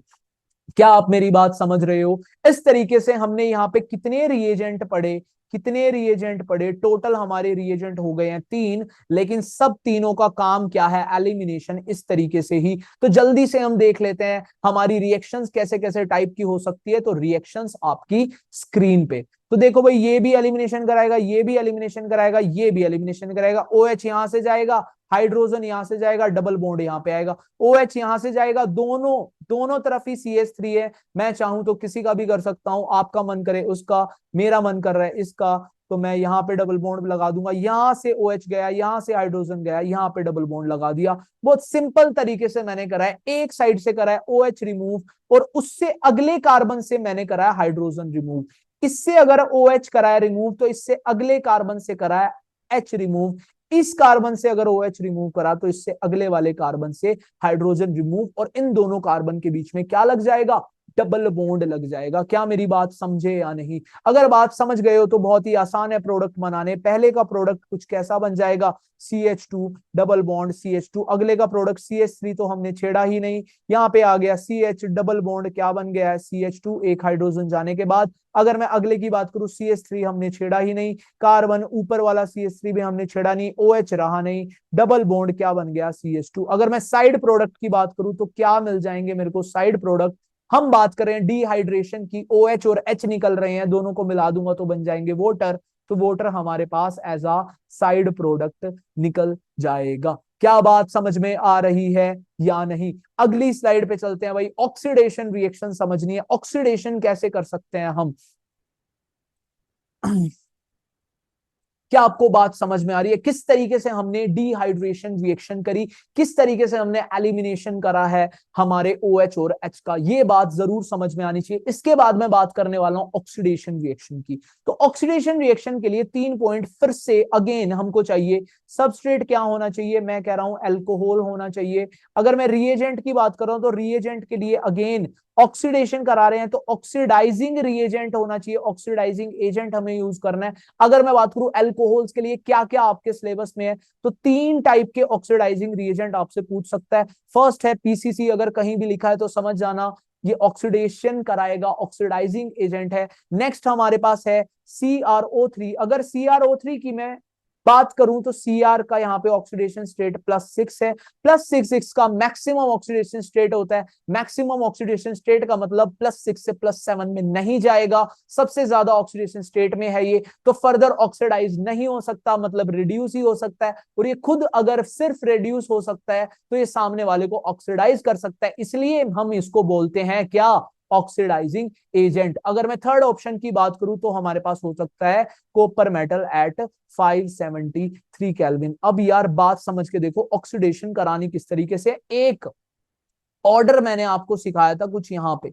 अगर मैं अल्कोहल की ऑक्सीडेशन कराता हूं तो एल्डिहाइड में कन्वर्ट होगा, एसिड में। अगर वो 1 डिग्री है, अगर वो 2 डिग्री है तो वो कीटोन में। इतनी बात अगर समझ में आती है तो काम हमारा बन जाएगा। देखो भाई रिएक्शंस लगाई है, यहाँ पे हमारे को कैसा प्रोडक्ट दिया है 1 डिग्री सबस्ट्रेट दिया है। यहाँ पे हमको नेक्स्ट वाले में बात करूं तो कैसा दिया है 2 डिग्री, अगर नेक्स्ट वाले की बात करूं तो 3 डिग्री। अब ध्यान से देखोगे तो टेबल में मैंने कहीं भी आपको 3 डिग्री के बारे में नहीं बताया, तो 3 डिग्री को हम ऑक्सीडाइज भी नहीं कर सकते। 3 डिग्री का ही सबसे पहले बात कर लेते हैं। अगर मैं इसको ऑक्सीडेशन कराना चाहता हूं तो कार्बन है यहाँ पे कार्बन लिखूंगा, 3 बॉन्ड तो इसके फिक्स है, कार्बन कार्बन बहुत स्ट्रॉन्ग होते हैं, हम लोग ब्रेक नहीं कर सकते। अगर OH की जगह पे डबल बॉन्ड O आए तभी हमारा ऑक्सीडेशन होगा, लेकिन यहाँ पे कार्बन ने 5 बॉन्ड बना लिए है, तो ऐसा ऐसा कुछ नहीं हो सकता, ये रॉन्ग है, बिल्कुल गलत है, ऐसी रिएक्शन कुछ नहीं होगी। तो अगर ऐसी रिएक्शन नहीं हो रही, ऑक्सीडेशन रिएक्शन यहाँ पे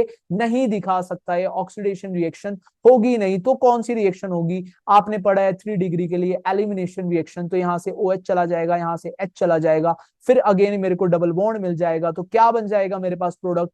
यहाँ पे लिखा मैंने CH3, अगेन C, ऊपर वाला कार्बन मैंने छेड़ा नहीं, अगले पे आ गया डबल बॉन्ड CH2। अगर 3 डिग्री आता है तो उसका हम ऑक्सीडेशन नहीं कर सकते, अगर फिर भी हमको ऑक्सीडाइजिंग एजेंट दिया है तो आप एलिमिनेशन करके आ जाओगे। क्या मेरी बात समझ रहे हो या नहीं? लेकिन ऊपर दोनों वाले बहुत सिंपल है। अगर हमारे पास बात करिए 1 डिग्री अल्कोहल की, तो किसमें कन्वर्ट करेगा? हमने अपनी स्लाइड में पढ़ लिया था, किसमें?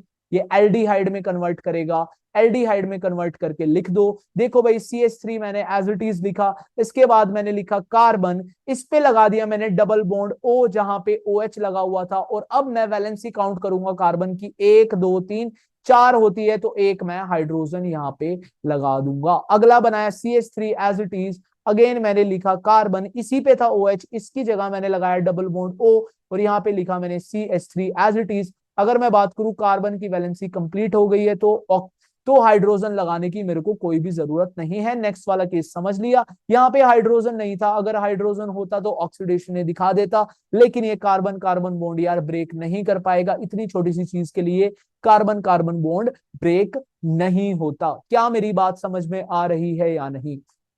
अगर बात समझ में आ गई तो नेक्स्ट रिएक्शन पे चलते हैं। हमारी ESR reaction, electrophilic substitution reaction हम पढ़ने वाले हैं। किसके लिए? फिनोल के लिए। सबसे पहले देखो भाई आपके सामने लिखा है रिएजेंट। देखो भाई यहाँ पे दो चीज ध्यान में रखने की है, एक है डाइल्यूट, एक है HNO3। HNO3 से तो हमको इलेक्ट्रोफाइल मिल गया NO2 प्लस, लेकिन डाइल्यूट अगर हमको कंसंट्रेटेड दिया है तो रिएक्शन अलग होगी। आगे जाके हम कंसंट्रेटेड की भी नेक्स्ट रिएक्शन पढ़ने वाले हैं। अगर मैं बात करता हूं नॉर्मल केसेस में मेजर हमारा बनता है पैरा, लेकिन जब NO2 हमारा आ जाता है OH के साथ, ये दोनों बीच में हाइड्रोजन बॉन्डिंग दिखा सकते हैं, तो इन दोनों का पास पास होना जरूरी है। इसलिए हम मेजर कौन सा प्रोडक्ट बनाएंगे? ऑर्थो वाला, क्योंकि इन दोनों के बीच में हाइड्रोजन बॉन्डिंग हो सकती है। देखो ध्यान से, NO2 इस हाइड्रोजन में और इस ऑक्सीजन में हाइड्रोजन बॉन्डिंग होती है, जिसकी वजह से हमने मेजर प्रोडक्ट अपना कौन सा बनाया? ऑर्थो वाला। हालांकि हमारे पास नॉर्मल केसेस में पैरा वाला मेजर प्रोडक्ट होता है। इसके अंदर पैरा वाला कौन सा प्रोडक्ट होगा भाई? माइनर प्रोडक्ट होगा, OH, और यहां पे आ जाएगा NO2। क्या मेरी बात समझ गए या नहीं? नेक्स्ट पॉइंट आता है भाई, बॉइलिंग पॉइंट किसका ज्यादा होगा, वॉलेटिलिटी किसका ज्यादा होगा। इसको समझने के लिए मैं आ जाता हूं अपनी रफ स्लाइड पे। नेक्स्ट स्लाइड ले लेते हैं, देखो न्यू स्लाइड। बात करते हैं बॉइलिंग पॉइंट की। बॉइलिंग पॉइंट का मतलब क्या होता है? कुछ नहीं होता भाई, एक कंटेनर है, एक कंटेनर में एक लिक्विड है, उसको हम हीट कर रहे हैं, तो जब उसके लिक्विड के मॉलिक्यूल स्टार्ट हो जाएंगे इवेपोरेट होना, गैस में कन्वर्ट होना, मतलब लिक्विड से गैस में कन्वर्जन हो रहा है, लिक्विड से किस में हो रहा है? गैस में कन्वर्जन हो रहा है। और आपको पता है अगर मैं इस मॉलिक्यूल को कहता हूं लिक्विड, तो अगर ये गैस में कन्वर्ट होंगे तो मॉलिक्यूल्स के बीच में स्पेस इंक्रीज होगा। यही चीज आपने पढ़ी थी, स्पेस इंक्रीज होगा। स्पेस अगर इंक्रीज करना है तो कब होगा? जब इनके बीच में कुछ भी अट्रैक्शन इतनी ज्यादा अच्छे से नहीं होगी। अगर मैं अट्रैक्शन की बात करूं, अट्रैक्शन दूसरे मॉलिक्यूल्स के साथ अगर हम देखें तो वो हम बात करते हैं किसकी? Inter molecular hydrogen bonding. अगर हमारे पास इंटरमॉलिकुलर हाइड्रोजन बॉन्डिंग आ जाती है तो हमारा बॉइलिंग पॉइंट हो जाएगा इंक्रीज। अगर हमारे पास इंट्रामोलिकुलर आ जाती है, मेरी बात को समझ रहे हो, इंट्रामोलिकुलर हाइड्रोजन बॉन्डिंग आ गई, जैसे कि हमारे पास यहां पे है इंट्रामोलिकुलर, मतलब एक ही मॉलिक्यूल के अंदर, बाहर वाले के साथ नहीं भाई, अपने ही साथ इसने हाइड्रोजन बॉन्डिंग कर ली विद इन द मॉलिक्यूल, अपने ही मॉलिक्यूल के अंदर, तो इसका बॉइलिंग पॉइंट क्या कर जाएगा, डिक्रीज कर जाएगा, क्योंकि ये इवेपोरेट होने में हल्का सा भी झिझक नहीं करेगा, क्योंकि इसकी अट्रैक्शन दूसरों के साथ नहीं है, तो ये इजीली दूर दूर चला जाएगा, दूर दूर चला जाएगा, तो गैसेस में कन्वर्जन इसका इजीली हो जाएगा। मेरी बात समझे, अगर हमारे पास इंट्रामोलिकुलर हाइड्रोजन बॉन्डिंग है तो बॉइलिंग पॉइंट को क्या कर देगा, वो डिक्रीज। अगर मेरे पास इंटरमोलिकुलर हाइड्रोजन बॉन्डिंग है तो उसको क्या कर देगा, इंक्रीज। इतनी सी बात है समझने की। तो देखो भाई हमारे पास क्या है, यहां पे हमारे पास कर रहा है इंट्रामोलिकुलर हाइड्रोजन बॉन्डिंग, तो इसका बॉइलिंग पॉइंट क्या कर जाता है भाई, डिक्रीज कर जाता है। अगर हमसे बॉइलिंग पॉइंट की बात करें तो किसका ज्यादा होगा, पैरा का ज्यादा होगा ऑर्थो से। अगर वॉलेटिलिटी की बात करें, वॉलेटिलिटी का मतलब होता है इजी टू इवेपोरेट, तो ऑर्थो वाला इजी टू इवेपोरेट होगा, क्योंकि उसके अंदर इंट्रामोलिकुलर हाइड्रोजन बॉन्डिंग है, अपने आप में खुश है, दूसरे मॉलिक्यूल के साथ इतना ज्यादा इंटरेक्शन नहीं है, इजीली इवेपोरेट होगा। तो वॉलेटिलिटी की बात करेंगे तो ऑर्थो वाला पहले आ जाएगा पैरा वाले से। क्या आपको ईएसआर का फर्स्ट पॉइंट समझ में आया, डाइल्यूट के साथ, डाइल्यूट HNO3 के साथ हमारा मेजर प्रोडक्ट कौन बनेगा भाई, ऑर्थो वाला बनेगा। ये चीज सबसे इंपॉर्टेंट थी। और इसके बाद ये 2 पॉइंट, अगर हमारा डाइल्यूट की जगह कंसेंट्रेटेड आ जाए तो किस तरीके से रिएक्शन चलेगी, ध्यान से देखो। कंसेंट्रेटेड का मतलब और कुछ नहीं होता, स्ट्रॉन्ग होता है, मतलब भर भर के HNO3 है, भर भर के हमारे पास NO2 का इलेक्ट्रोफाइल है। तो अगर मैं OH की बात करूं, नेगेटिव चार्ज यहाँ पे यहाँ पे यहाँ पे आएगा। अगर मैं रेजोनेंस करूंगा, मतलब इलेक्ट्रॉन डेंसिटी अवेलेबल है ऑर्थो पे, पैरा पे और पैरा पे, इन तीनों पोजीशन पे ही हमारा सब्सटीट्यूशन हो जाएगा जब मैं कंसेंट्रेटेड HNO3 डालूंगा, क्योंकि कंसेंट्रेटेड है तो स्ट्रॉन्ग है, अगर स्ट्रॉन्ग है तो तीनों पे ही ये रिएक्शन कर देगा। यहां पे मैंने OH लगाया, यहां पे भी लग जाएगा NO2, यहां पे भी लग जाएगा NO2, यहां पे भी लग जाएगा NO2। रिएक्शन भी बहुत ज्यादा इंपॉर्टेंट है, और इसका नाम भी, अगर मैं नाम की बात करूं तो इसका नाम होता है पिक्रिक एसिड। क्या मेरी बात समझ में आई सब लोगों को या नहीं? ठीक है भाई, इसी तरीके से हम नेक्स्ट पढ़ने वाले हैं। जिस तरीके से हमने नाइट्रेशन देखा डाइल्यूट के लिए, कंसेंट्रेटेड के लिए, एक बार हमको मिल रहे थे 2 प्रोडक्ट, एक बार हमको मिला सिर्फ एक प्रोडक्ट, ट्राई ट्राई नाइट्रो वाला प्रोडक्ट मिला, जिसका नाम हमने क्या बोला, कॉमन नेम हमने देखा पिक्रिक एसिड। इसी तरीके से हम कर रहे हैं ब्रोमिनेशन। अगला पार्ट आ जाता है भाई हमारा हेलोजनेशन का। Br2 दिया है इन द प्रेजेंस ऑफ, हमारे पास सॉल्वेंट दिए हैं CS2 या फिर CHCl3। ये हमारे पास कैसे सॉल्वेंट होते हैं, इनकी पोलैरिटी की अगर मैं बात करूं, बहुत ही लो पोलैरिटी वाले होते हैं भाई। मेरी बात को समझ रहे हो, अगर लो पोलैरिटी वाले सॉल्वेंट के साथ दिया है तो हमको मेजर माइनर मिलने वाले हैं, मतलब 2 प्रोडक्ट मिलने वाले हैं। यहां पे कोई हाइड्रोजन बॉन्डिंग का कंसेप्ट नहीं है, तो पैरा वाला कौन होगा, मेजर प्रोडक्ट होगा। तो पैरा वाला मैं ड्रॉ कर देता हूं, यहां पे बना दिया मैंने OH। अगर ब्रोमिनेशन कराई है तो ब्रोमीन पे पैरा वाला मेजर हो जाएगा और ऑर्थो वाला क्या हो जाएगा, माइनर। ये चीज हमने बहुत पहले पढ़ी है। अगर आपने नहीं पढ़ी, हेलो एल्किन हेलो एरीन में मैंने बहुत अच्छे तरीके से ये चीज समझाई है, प्लीज जाके वो वीडियो देख लो, प्लेलिस्ट का लिंक आपको मिल जाएगा, चैनल में जाओ। 20 डेज प्रोग्राम ऑफ CUET में मैंने पूरे की पूरी चीजें, हेलो एल्किन हेलो एरीन, इससे पहले खत्म हो गया है। क्वेश्चन प्रैक्टिस भी हो गई है, बहुत इजीली आपको समझ में आ जाएगा। अगर मैं अगले की बात करूं, देखो भाई बिल्कुल सिमिलर सा केस है। अगले में हमको एक ही प्रोडक्ट मिलेगा, कोई मेजर नहीं, कोई माइनर नहीं। कब, जब Br2 हम डाल देंगे वाटर के अंदर। वाटर की क्या है, हाई पोलैरिटी है भाई। जब हाई पोलर सोलवेंट के साथ, हाई पोलैरिटी वाले सोलवेंट के साथ इसकी रिएक्शन कराते हैं, Br2 इन वाटर अलग से रिएक्शन है, नेम रिएक्शन में भी आती है, तो हमारे पास कैसा बन जाएगा, ट्राई ब्रोमो कंपाउंड बनेगा। यहां तो मैंने OH लगाया, जैसे NO2 के अंदर रिएक्शन मिली थी उसी तरीके से हमको यहाँ पे भी रिएक्शन मिल जाएगी, ट्राई ब्रोमो कंपाउंड मिल जाएगा। अगर मैं बात करूं इसके नाम की, तो कॉमन नेम कोई इतना ज्यादा फेमस नाम नहीं है कि डायरेक्ट क्वेश्चन आए, तो इसको मैं फंक्शनल ग्रुप को बोलूंगा 1, इसको 2, इसको 3, इसको 4, इसको 5, इसको 6, तो हम बोल देंगे 2, 4, 6 ट्राई ब्रोमोफिनॉल। मेरी बात को समझे, क्या नाम होगा इसका, बहुत आसानी से समझ गए। तो आगे बात करते हैं, अगली रिएक्शन हम पढ़ने वाले हैं फिनॉल के लिए, बहुत ज्यादा इंपॉर्टेंट है भाई। अगली 2 रिएक्शन, पहली है कोल बेस रिएक्शन और सेकंड है रेमंड टेमन रिएक्शन। तो सबसे पहले हम बात करते हैं कोल बेस रिएक्शन की। तो क्या होने वाला है अपना सबस्ट्रेट, तो स्पेशली फॉर फिनोल के लिए ये रिएक्शन होती है। क्या होने वाला है, रिएजेंट तो एक सीरीज है। फर्स्ट पे हम यूज करेंगे NaOH, सेकंड नंबर पे हम यूज करेंगे CO2 और थर्ड नंबर पे हम यूज करने वाले हैं H+। अब ध्यान से देखो किस तरीके से एक्शन होगा। एक्शन समझने के लिए रिएक्शन देख लो भाई। देखो स्टार्टिंग मटेरियल मैंने लिया है क्या, फिनोल। इसमें अटैक किसका कराया है, NaOH का, शायद आप लोगों को आ गया है।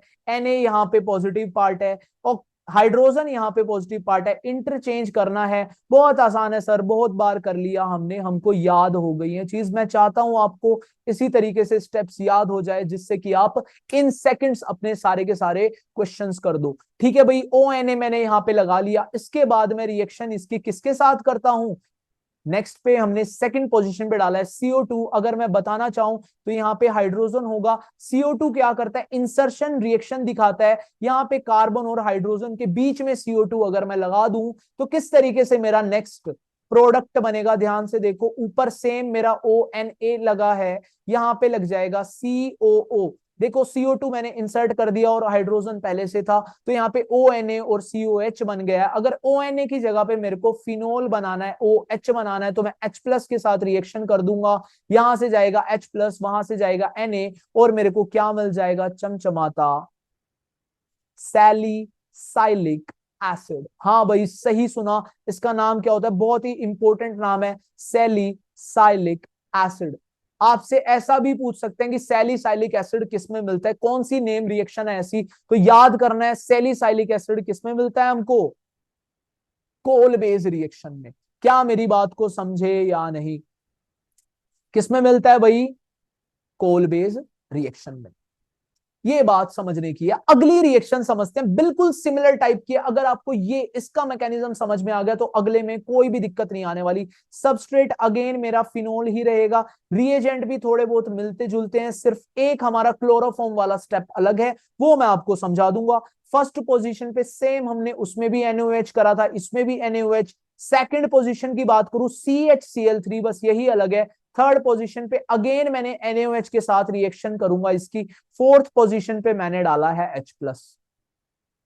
अब देखते हैं रिएक्शन स्टार्ट करते हैं। देखो भाई सबस्ट्रेट है मेरा फिनोल, फिनोल से ये रिएक्शन मैंने स्टार्ट कर दी। फिनोल पे फर्स्ट पोजीशन पे अगर मैं NaOH डालता हूं तो आपको पता है पॉजिटिव पॉजिटिव पार्ट इंटरचेंज होंगे, Na और H। यहां से मेरे को क्या मिल जाएगा, मेरे बेंजीन के ऊपर लग जाएगा ONA ग्रुप। अगला पार्ट में मेरे को किसके साथ रिएक्शन करनी है, CHCl3 के साथ। Cl2 लिख रहा हूं, एक Cl यहां पे लिख रहा हूं, क्यों, इसका कुछ मतलब है, यहाँ पे H है, यहाँ पे Cl है, यहां से HCl रिमूव हो जाए तो कार्बन मेरा किस पे लग जाएगा, इस वाले। देखो किस तरीके से रिएक्शन होगी। HCl मैंने रिमूव कर दिया, ONA मैंने यहां पे लगा दिया, यहां पे क्या लग गया मेरा, CHCl2। फर्दर इसके बाद फिर से मैंने NaOH के साथ रिएक्शन करी है। अगर मैं NaOH के साथ रिएक्शन दिखाता हूं, आपको पता है Cl के दोनों Cl की पोजीशन पे OH लग जाएंगे। अगर मैं दोनों के दोनों Cl पोजीशन पे OH लगा देता हूं तो मेरे पास क्या बन जाएगा, ऊपर वाला सेम मैंने रखा ONA, यहां पे बना दिया मैंने CH, यहां भी बना दिया मैंने OH, यहां भी बना दिया OH। आपको पता है सेम कार्बन पे दो OH ग्रुप स्टेबली नहीं रह सकते, तो यहां से मैं वोटर का रिमूवल कर दूंगा। यहां से अगर वोटर का रिमूवल करूंगा तो डबल बॉन्ड O हमारे पास मिल जाएगा। देखो भाई अगला प्रोडक्ट मैंने कैसे बना दिया, यहां पे बनाया बेंजीन, यहां पे बनाया ONA, यहां पे बनाया मैंने CH और डबल बॉन्ड O, मतलब कि एल्डिहाइड ग्रुप मिल गया। और लास्ट पोजीशन पे मैंने H+ के साथ रिएक्शन कराई थी। H+ तो शायद आप समझते हो सोडियम का सब्सटीट्यूशन होता है और कुछ नहीं। लास्ट में अगर हमको अल्कोहल बनाना है, OH ग्रुप वहां पे चाहिए, तो हम H+ का एडिशन करते हैं। यहां पे बन गया CHO। लास्ट वाले अगर मैं कोलबेस की बात करूं, उसके प्रोडक्ट का नाम था सैलिसाइलिक एसिड, क्योंकि CHO के प्लेस पे वहां पे क्या था, CHO। इसका नाम क्या हो जाएगा भाई, इसका नाम हो जाएगा सैलिसाइल्डिहाइड। मेरी बात समझे या नहीं, नाम इंपॉर्टेंट है। सैलिसाइल्डिहाइड किससे मिलता है, रेमन टेमन सी। और अगर सैलिसाइलिक एसिड की बात करूं तो ये किससे मिलता है, कोल बेस रिएक्शन से। फिनोल की सबसे ज्यादा इंपॉर्टेंट नेम रिएक्शन यही है। अगर क्वेश्चन आएगा तो डायरेक्ट आएगा, आप इजीली कर सकते हो। मेरी बात समझे यानी ये दोनों रिएक्शन भाई बहुत ज्यादा इंपॉर्टेंट है। इसके बाद मैं बात करने वाला हूं फिनोल की रिएक्शन की, किसके साथ? जिंक डस्ट के साथ। तो क्या अपना सबस्ट्रेट होने वाला है? तो भाई फिनोल, इसने बता ही दिया फिनोल की रिएक्शन मैं किसके साथ कर रहा हूं। रिएजेंट मेरा होने वाला है जिंक डस्ट। देखो भाई रिएक्शन मैं कर देता हूं फिनोल, ये मेरी बहुत ही फेवरेट रिएक्शन है। जिंक के साथ रिएक्शन कर रहा हूं। अगर जिंक के ऊपर मैं चार्ज की बात करूं, बहुत बार आपने देखा होगा +2, ऑक्सीजन के ऊपर चार्ज की बात करूं -2, ये यहां से रिमूव करा देता है ZNO, जिंक ऑक्साइड यहां से रिमूव होगा। अगर मेरा ऑक्सीजन वहां से गायब हो जाता है फिनोल में से, तो मेरे पास क्या बचेगा? हाइड्रोजन। और ये सिमिलर है किसके? बेंजीन के। बस हाइड्रोजन है, सभी सभी के सभी कार्बन पे हाइड्रोजन ही लगे हैं, तो इसको भी मैं ना दिखाऊं तो कुछ दिक्कत पड़ेगी नहीं, सब पे हाइड्रोजन है। C6H6 मेरा क्या बन जाता है? तो यहां पे एक चीज ध्यान में रखनी है आपको, क्या? जब फिनोल विद जिंक डस्ट करते हैं तो हमको प्रोडक्ट क्या मिलता है? बेंजीन। ये बहुत ज्यादा इंपॉर्टेंट पॉइंट है, क्योंकि आपका पेपर MCQ आएगा, आपको ध्यान में रखना पड़ेगा। शॉर्ट नोट्स में ये लाइन लिखी होनी चाहिए, रिएक्शन विद जिंक डस्ट। हमने अब अगली बात करते हैं ऑक्सीडेशन ऑफ फिनोल। ऑक्सीडेशन हमने कर ली अल्कोहल की, रिडक्शन भी कर ली हमने अल्कोहल की। अब बारी है फिनोल की। फिनोल की ऑक्सीडेशन रिएक्शन क्या होगी? सबस्ट्रेट के जगह हमने क्या लिखेंगे? फिनोल ही लिखेंगे। उसकी ऑक्सीडेशन करने वाले रिएजेंट की बात करें तो यहां पे हम यूज करने वाले हैं क्रोमिक एसिड। अगर इसके फॉर्मूला की बात करूं तो हमारे पास आता है Na2Cr2O7 in the presence of, अगर आप H2SO4 ये रिएक्शन कराओगे तो ऑक्सीडेशन हो जाएगी। देखते हैं भाई, फिनोल मैंने यहां पे बना लिया, हो गया फिनोल। इसके बाद मैंने ऐड कर दिया क्या? अपना reagent Na2Cr2O7 in the presence of H2SO4। तो किस तरीके से सबसे पहले ये डिस्टर्ब करता है इसकी एरोमेटिसिटी को। देखो किस तरीके से डिस्टर्ब करता है। 3 बॉन्ड थे, लेकिन यहां पे कितने बॉन्ड रह गए? सिर्फ 2, वो भी आमने सामने। अगर OH की बात करूं, ऑक्सीडेशन करना है तो OH COH बॉन्ड को किससे कन्वर्ट करते हैं? C डबल बॉन्ड O से। बस यहां पे दिक्कत ये है, ऊपर भी डबल बॉन्ड O आ जाता है, नीचे भी डबल बॉन्ड O आ जाता है। मैकेनिज्म आपके सिलेबस में है नहीं, याद करने का तरीका मैंने सिखा दिया। तो इस तरीके से आपको याद करनी है ऑक्सीडेशन ऑफ फिनोल की रिएक्शन। समझ में आ गई? सारी की सारी केमिकल प्रॉपर्टीज यहां पे खत्म हो गई। इसके बाद मैं बात करता हूं मिथेनॉल की, और इथेनॉल की भी बात करनी है। सम कॉमर्शियल इंपोर्टेंट अल्कोहल है हमारे, 2 हैं सिलेबस में। पहला है मिथेनॉल, सेकंड है हमारा इथेनॉल। जिस तरीके से मैं मिथेनॉल का समझा रहा हूं, आप एनसीईआरटी भी खोल सकते हो। ये लेक्चर पूरा का पूरा एनसीईआरटी बेस्ड है, एक एक लाइन आपको समझ में आ जाएगी अगर आपने ये लेक्चर देख लिया है तो। अगर मैं बात करता हूं मिथेनॉल की, मिथेनॉल का एक और नाम है हमारे पास जो हम कहते हैं वुड स्पिरिट। इतनी बात समझ में आई? अगर आपके पास ऑप्शन आता है, ऐसा क्वेश्चन आता है मिथेनॉल का दूसरा नाम क्या है, तो एक ऑप्शन आपको वुड स्पिरिट जरूर मिलेगा, उस पर टिक करना, आप पाओगे, आपके 5 नंबर पक्के हो गए। अगर मैं अगली बात करूं रिएक्शन की, कहां से इसको प्रिपेयर करते हैं? कैटालिटिक हाइड्रोजनेशन हमको करानी पड़ती है, मतलब हमको एडिशन ऑफ हाइड्रोजन कराना पड़ेगा। किसमें? जिसमें सबस्ट्रेट रहेगा कार्बन मोनोऑक्साइड। मेरी बात को समझे। अगर मैं रिएक्शन की बात करूं तो CO प्लस H2 कुछ रिएक्शन रहने वाली है। अगर मैं रिएक्शन की बात करूं, हाई हाई हमारा प्रेशर रहेगा, हाई हमारा टेम्परेचर रहेगा। हमारा मिथेनॉल का कलर क्या होता है? कलरलेस होता है, लिक्विड हमारे पास होता है, हाईली पॉइजनस है हमारे नेचर के लिए। अगर मैं बात करूं पेंट्स के अंदर एज अ सोलवेंट भी हम यूज कर लेते हैं। अगर रिएक्शन की बात करूं, वैसे तो नहीं आएगी, अगर आ भी जाए तो याद करना, अगर थोड़ा बहुत देखा हुआ है तो टिक्का तो लगा ही सकते हो, MCQ पेपर है, बहुत ही आसान है। जिंक ऑक्साइड विद Cr2O3 अगर हमको दिया है, अगर प्रेशर की बात करूं, हाई प्रेशर यहां पे है तो 300 से 400 एटमॉस्फेरिक प्रेशर यहां पे है, जो कि बहुत ही हाई प्रेशर है। अगर मैं टेम्परेचर की बात करूं, लगभग 500 केल्विन के पास है, जो कि अगेन हाई टेम्परेचर है। तो हमको क्या मिल जाएगा? मीथेनॉल मिल जाएगा। प्रिपरेशन हमने मिथेनॉल की कर ली। अगेन आपके सिलेबस में इसका मैकेनिज्म नहीं है, जितना है मैंने समझा दिया, यहां से आपका क्वेश्चन आसानी से लग जाएगा। तो देखो भाई यहाँ पे हमारा खत्म होता है। मैंने आपको मिथेनॉल के लिए समझा दिया। अगर आप एनसीईआरटी मेरे लेक्चर के साथ साथ देख रहे हो तो इथेनॉल का आपको खुद रीड करना है, बिल्कुल एक एक पॉइंट रीड करोगे, इसी तरीके से आपको समझ में आ जाएगा। आपकी रैंक आएगी, आपका एडमिशन होगा तो सिर्फ सेल्फ स्टडी से होगा, और कोई टीचर आपकी रैंक नहीं दिला सकता।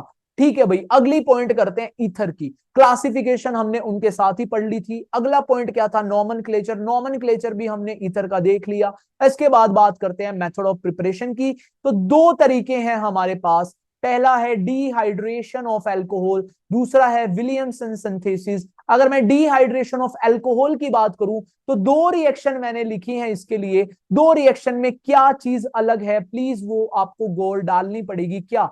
यहाँ पे भी H2SO4, यहाँ पे भी H2SO4, लेकिन यहाँ पे टेम्परेचर है 443, यहाँ पे टेम्परेचर है 413 केल्विन। मेरी बात समझ रहे हो? अगर मैं इन दोनों टेम्परेचर को कंपेयर करूं, रिलेटिव वैल्यू लूं, तो ये टेम्परेचर हाई है और ये टेम्परेचर लो है। मैं नहीं कह रहा कि ये बहुत ज्यादा लो है, सबसे लो है, मैं बात कर रहा हूं रिलेटिवली। रिलेटिव कौन ज्यादा कौन कम। अगर हमारा 413 वाला लो टेम्परेचर है तो रिएक्शन को थोड़ा ज्यादा टाइम मिलेगा, हाई टेम्परेचर है तो रिएक्शन को ज्यादा टाइम नहीं मिलता। मेरी बात समझ रहे हो? अगर रिएक्शन को ज्यादा टाइम नहीं मिलता, हम कर चुके हैं ये रिएक्शन, एलिमिनेशन रिएक्शन ये दिखा देगा। किस तरीके से दिखाएगा? OH यहां से जाएगा, हाइड्रोजन यहां से जाएगा, डबल बॉन्ड यहां पे आएगा, तो किस तरीके से हमारे प्रोडक्ट बन जाएंगे? CH2 double bond CH2। मेरी बात समझे या नहीं? बहुत ही आसान तरीके से मैंने बना दिया। लेकिन अगर इसका थोड़ा सा टेम्परेचर कम होता है तो हमारे पास टाइम मिलता है ईथर बनाने का। अब वो किस तरीके से मिलता है उसकी प्रिपरेशन देखते हैं भाई, उसका मैकेनिज्म देखते हैं। सिलेबस में तो हमारे है नहीं, लेकिन फिर भी हम देख लेते हैं। मेरी बात समझ रहे हो या नहीं? देखो भाई, अगर मैं बात करता हूं CH3 CH2OH की, अगर इसमें मैं रिएक्शन कराता हूं H प्लस की, H प्लस ही तो है, एसिड ही तो दिया है H2SO4, तो वहां से क्या मिलेगा? H plus. अगर ऑक्सीजन का लोन पेयर इसको एब्स्ट्रैक्ट कर ले तो मेरे पास अगले पॉइंट पे क्या बन जाएगा? CH3 CH2 ऑक्सीजन, एक हाइड्रोजन पहले से था, दूसरा हाइड्रोजन आ गया, नॉर्मली बनाता है दो बॉन्ड, अब बन गए तीन बॉन्ड, तो लगा देंगे पॉजिटिव चार्ज। अब मैं बात करता हूं इसके बाद ऐसे ऐसे मॉलिक्यूल्स और भी होंगे हमारे सॉल्यूशन में, तो ऐसा ही एक मॉलिक्यूल इसके ऊपर अटैक कर जाएगा, CH2OH। ये वाला मॉलिक्यूल के लोन पेयर इस वाले कार्बन पे अटैच करेंगे और ये इसको इलेक्ट्रॉन डेंसिटी देके वोटर को यहां से रिमूव करेंगे। ध्यान में रखो, यहां से भी वोटर का रिमूवल हुआ है। मेरी बात समझ रहे हो या नहीं? थोड़ा सा इधर कर देता हूं, देखने में प्रॉब्लम हो रही होगी तो अब नहीं होगी। यहां से भी वोटर का रिमूवल हमारा हुआ है, ये भी डिहाइड्रेशन ही है। अगर ऐसा हो जाता है तो ध्यान से देखो, ऊपर वाला CH3 मैंने यूं का यूं लिखा, फिर लिखा मैंने CH2, यहां तक हमने लिख लिया। इस कार्बन से अटैच हो गया ये वाला ऑक्सीजन, तो आगे लिखता हूं मैं ऑक्सीजन, एक तरफ है हाइड्रोजन, दूसरी तरफ है CH2 और CH3। मेरी बात समझे या नहीं? बहुत आसान तरीके से मैंने ये रिएक्शन लिख ली। अगेन एक चीज यहां पे आप फोकस कर सकते हो, ऑक्सीजन बनाता है नॉर्मली दो बॉन्ड, यहां पे ऑक्सीजन ने बनाया तीन बॉन्ड, तो इसको मैं पॉजिटिव चार्ज लिखूंगा। फिर ये इसके बाद कहता है हाइड्रोजन को तू टाटा बाय बाय, तू H प्लस लेके जा और इलेक्ट्रॉन्स मेरे को देके जा, मेरे को न्यूट्रलाइज होना बहुत ज्यादा जरूरी है। तो यहाँ पे मेरे पास क्या बन गया? दो कार्बन एक साइड, बीच में ऑक्सीजन, दो कार्बन एक साइड। मेरी बात को समझो, यहाँ पे बन गया है ROR, जिसको हम कहते हैं ईथर। R ग्रुप कौन सा है? इथाइल ग्रुप है, यही हमारे पास R था। ROH की बात करूं तो जल्दी से आ जाते हैं अपनी स्क्रीन पे, ध्यान से देखो, यहाँ पे हमारे पास R ग्रुप कौन सा है भाई? ROH। मेरे पास प्रोडक्ट क्या बनेगा? ROR। अगर टेम्परेचर कम वाला है तो, ज्यादा वाला है तो इतना ज्यादा टाइम ही नहीं मिलेगा हमें, सीधी की सीधी एलिमिनेशन होगी और हमारे पास एल्कीन बन जाएगा। लेकिन लो टेम्परेचर में थोड़ा ज्यादा टाइम होगा हमारे पास। यहां पे भी वही चीज हो रही है, कोई चीज अलग नहीं हो रही, यहां पे भी हमारे पास डिहाइड्रेशन ही हो रहा है, लेकिन थोड़ा सा लेट। मेरी बात को समझ रहे हो? इस तरीके से हमको मिलता है। आपके सिलेबस में पूरा का पूरा मैकेनिज्म नहीं है, हो सकता है तो ये वाला पॉइंट याद करना कि कौन से टेम्परेचर के लिए कौन सी रिएक्शन होगी। ROR। R ग्रुप हमारे पास कौन सा है तो बता दो भाई? इथाइल ग्रुप है, तो यहां पे लिखूंगा मैं CH3 CH2 oxygen CH2 CH3। तो यहां से मैंने क्या कर दिया? मेथड ऑफ प्रिपरेशन किसकी कर दी मैंने? ईथर की। और क्या यूज करके? Dehydration of alcohol. समझ में आया या नहीं? अगला पार्ट है मेरा विलियमसन सिंथेसिस। बहुत ही आसान पार्ट है यार, बहुत ही आसान। अगर मैं ONA की बात करूं, देखो ये वाला पार्ट है नेगेटिव, अगर मैं इस बॉन्ड को ब्रेक करूं, ये आएगा नेगेटिव, ये आएगा पॉजिटिव, तो पॉजिटिव का नेगेटिव के साथ अगर मैं बॉन्ड बना दूं तो क्या बनेगा, ROR। क्या बन गया, ईथर। मेरी बात को समझे, विलियमसन सिंथेसिस बहुत ही सिंपल है, लेकिन इतना भी सिंपल नहीं है जितना तुमको दिख रहा है आगे रिएक्शन आपके स्क्रीन पे। ध्यान से देखो, यहां पे मेरा RX कैसा है, RX मेरा है नॉर्मल, और यहां पे RX है मेरा 3 डिग्री, यहां पे मेरा रिएजेंट है 3 डिग्री, और यहां पे मेरा रिएजेंट है नॉर्मल।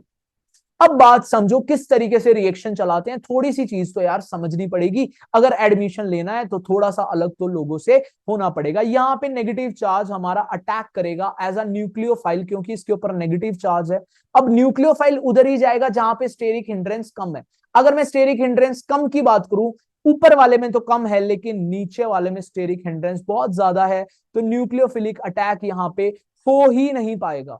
मेरी बात समझ रहे हो, यहाँ पे न्यूक्लियोफिलिक अटैक नहीं होगा। अगर नहीं होगा तो कौन सी रिएक्शन देगा, अगेन मैंने बताया अगर कोई रिएक्शन नहीं देगा तो एलिमिनेशन रिएक्शन, यहां से Br जाएगा, यहां से हाइड्रोजन जाएगा, यहां पे डबल बॉन्ड बन जाएगा। अगर मैं बात करूं क्या बन जाएगा प्रोडक्ट, CH3 कार्बन, ऊपर वाला CH3 मैंने छेड़ा नहीं, नीचे वाले में आ गया डबल बॉन्ड और बच गया है CH2, लेकिन ऊपर वाले में हमको ईथर मिल जाएगा। तो जब भी आप विलियमसन सिंथेसिस यूज कर रहे हो तो न्यूक्लियोफिलिक अटैक करना है, और अटैक कहां पे करेगा, जहां पे स्टेरिक हिंड्रेंस कम है, जैसे कि यहां पर थी, तो यहां पे हमको ईथर मिल जाएगा। क्या मिलेगा भाई, देखो ध्यान से, मैंने बनाया CH3, मैंने बनाया C, ऊपर नीचे CH3 मैंने एज इट इज रखे, इसके बाद बनाया ऑक्सीजन, ऑक्सीजन ने जाके अटैक करा है CH3 पे, और यहां से फर्दर रिमूव हो गया होगा Br, और NaBr एज आ हमारे साइड प्रोडक्ट मिला, और यहाँ पे भी आपको साइड प्रोडक्ट मिलेगा। किसी भी तरीके से आपको ये चीज समझनी पड़ेगी, कहां पे अटैक होगा, कहां पे अटैक नहीं होगा, चीजें समझनी पड़ेगी, नहीं तो चीजें बहुत ही ज्यादा मुश्किल है। चलो भाई आगे की बात करते हैं केमिकल प्रॉपर्टीज ऑफ ईथर की। अब केमिकल प्रॉपर्टीज ऑफ ईथर में कुछ ज्यादा नहीं है, एक ही रिएक्शन है आपकी, HX का एडिशन आपको कराना है। अगर आपको कराना आ गया तो बात सही है। अगर मैं बात करता हूं HX का एडिशन हमने अल्कोहल के लिए पढ़ा था, तो अल्कोहल के लिए किस तरीके से पढ़ा था, ध्यान से देखो, हमने कहा था इस बॉन्ड को ब्रेक करेंगे, यहां पे आएगा पॉजिटिव, यहां पे आएगा नेगेटिव, इस बॉन्ड को ब्रेक करेंगे, यहां पे आएगा पॉजिटिव, यहां पे आएगा नेगेटिव, तो मेरी पॉजिटिव और नेगेटिव की रिएक्शन हो जाएगी, तो मेरा कंपाउंड क्या बन जाएगा, मेरे को क्या क्या मिल जा रहा था, RX प्लस में क्या मिल जा रहा था, वाटर। बहुत ही आसान रिएक्शन थी। इसी तरीके से हम नेक्स्ट वाला भी कर सकते हैं, अगर बॉन्ड ब्रेकिंग वाला मेथड अप्लाई करूं तो देखो भाई, बॉन्ड ब्रेकिंग मैंने यहाँ पे अप्लाई करी, प्लस यहाँ पे आया, नेगेटिव यहाँ पे आया, इसमें दोनों तरफ ही मेरे R ग्रुप है, किधर से भी बॉन्ड ब्रेकिंग कर दो, सिमेट्रिक है, कोई भी दिक्कत नहीं है। मेरा मन किया इधर से करने का, यहाँ पे पॉजिटिव, यहाँ पे नेगेटिव, अब मेरे को क्या करना है, पॉजिटिव वाले को नेगेटिव से मैच करना है, और मेरी रिएक्शन हो जाएगी पॉजिटिव वाले को नेगेटिव से, नेगेटिव वाले को पॉजिटिव से। तो मेरे को क्या क्या रिएक्शन के प्रोडक्ट्स मिल गए, देखो यहाँ पे मिल गया मेरे को ROH, और यहाँ पे मिल गया मेरे को RX। लेकिन दिक्कत कहां पे आई, दिक्कत आई तब जब अनसिमेट्रिक ईथर हमारे पास आया। अब हमको नहीं पता बॉन्ड ब्रेकिंग कहां से करनी है, अब हमारे पास कंफ्यूजन है, कंफ्यूजन है तो इसका हमें सीखना पड़ेगा तरीका। और तरीका कौन सिखाएगा हमको, cleavage of CO bond in ether, हमको क्लीवेज करना सीखना पड़ेगा। भाई यहाँ पे थोड़ा सा कंसेप्ट आपको सीखना ही पड़ेगा, सारा कुछ रट के आप नहीं जा सकते, चीजों में फंस जाओगे। तो सीखते हैं किस तरीके से बॉन्ड ब्रेकिंग करेंगे, किस तरीके से, अगर हमारे पास दो ऑप्शन है तो कौन सा ऑप्शन सही है। देखो भाई, अगर मैं बात करता हूं, यहां पे हमारे पास दो ऑप्शन है, यहां से ब्रेक करेंगे तो इसके ऊपर पॉजिटिव आएगा, अगर मैं दूसरे वाले यहां से ब्रेक करूंगा तो इसके ऊपर पॉजिटिव आएगा।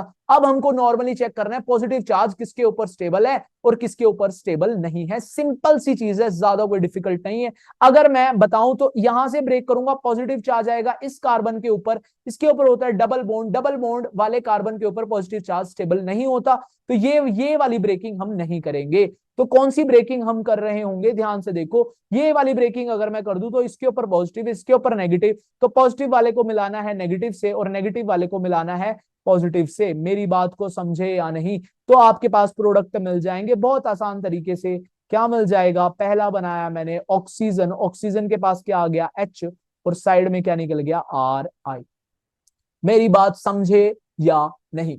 अगर समझ गए हो तो अगला प्रोडक्ट तुम खुद ही कर सकते हो। देखो अगर मेरे पास दो चॉइस हैं, दो चॉइस, यहां से करूंगा पॉजिटिव चार्ज यहां आएगा, यहां से करूंगा पॉजिटिव चार्ज यहां आएगा। अगर मैं इस वाले की बात करूं तो 3 डिग्री पे पॉजिटिव चार्ज ज्यादा स्टेबल होता है, तो मेरे को मिल गया ऑप्शन। सिर्फ आपको इतनी सी चीज चेक करनी है कि पॉजिटिव चार्ज स्टेबल है या नहीं। अगर मैं ये वाली ब्रेकिंग करूं, पॉजिटिव यहां पे नेगेटिव यहां पे, इसकी ब्रेकिंग करूं पॉजिटिव यहां पे नेगेटिव यहां पे, मैच की बात करूं पॉजिटिव से नेगेटिव मिला दो, नेगेटिव से पॉजिटिव मिला दो, प्रोडक्ट आपके सामने किस तरीके से मिल जाएंगे भाई। देखो CH3 as it is, C as it is, ऊपर नीचे के CH3 भी एज इट इज, इसके ऊपर आया था पॉजिटिव तो यहाँ पे लग जाएगा आयोडाइड आयन और प्लस में क्या निकल जाएगा ROH।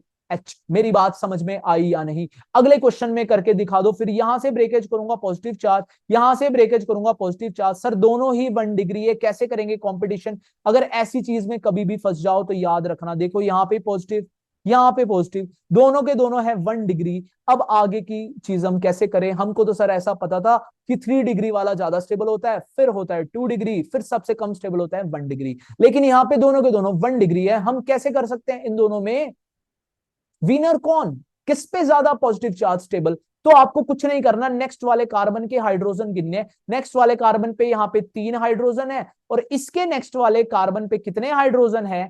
1 हाइड्रोजन है। जिसके ज्यादा हाइड्रोजन वो ही है विनर। मतलब ये वाला पॉजिटिव हमारा स्टेबल होगा, ये वाला पॉजिटिव स्टेबल होगा तो ये ही बॉन्ड बनाएगा आयोडीन के साथ।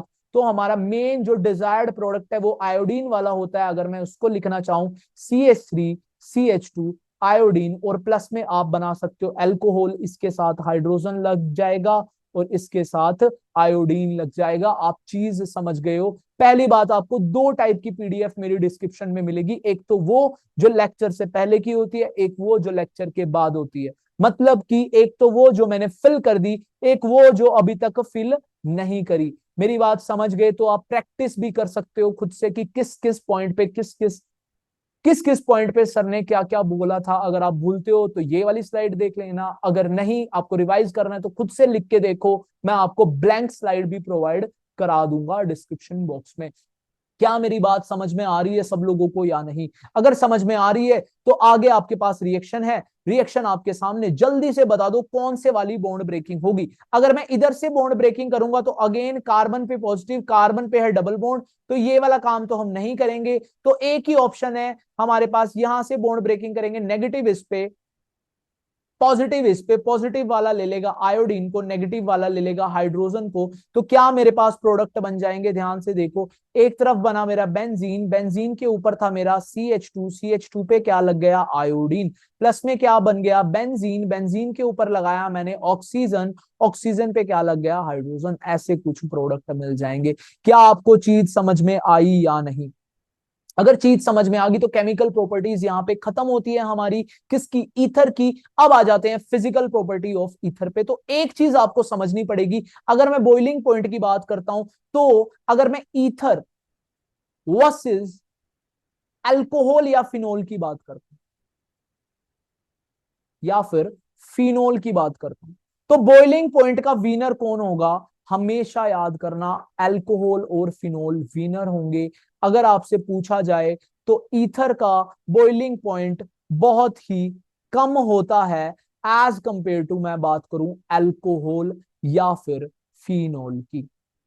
ये क्वेश्चन आपके पेपर में आ सकता है। सिर्फ इतना ही आएगा, इससे ज्यादा सिलेबस में है नहीं, ना ही हमारी एनसीईआरटी में लिखा है। तो बॉइलिंग पॉइंट के बारे में इतनी ही चीज करनी थी। चलो भाई, तुम्हारा सिलेबस खत्म। यहां पे हमारे सारे के सारे सिलेबस के पॉइंट हो गए। फर्स्ट पेज पे मैंने सिलेबस दिया था, डिस्क्रिप्शन बॉक्स में PDF है, मिल जाएगी तुम्हें।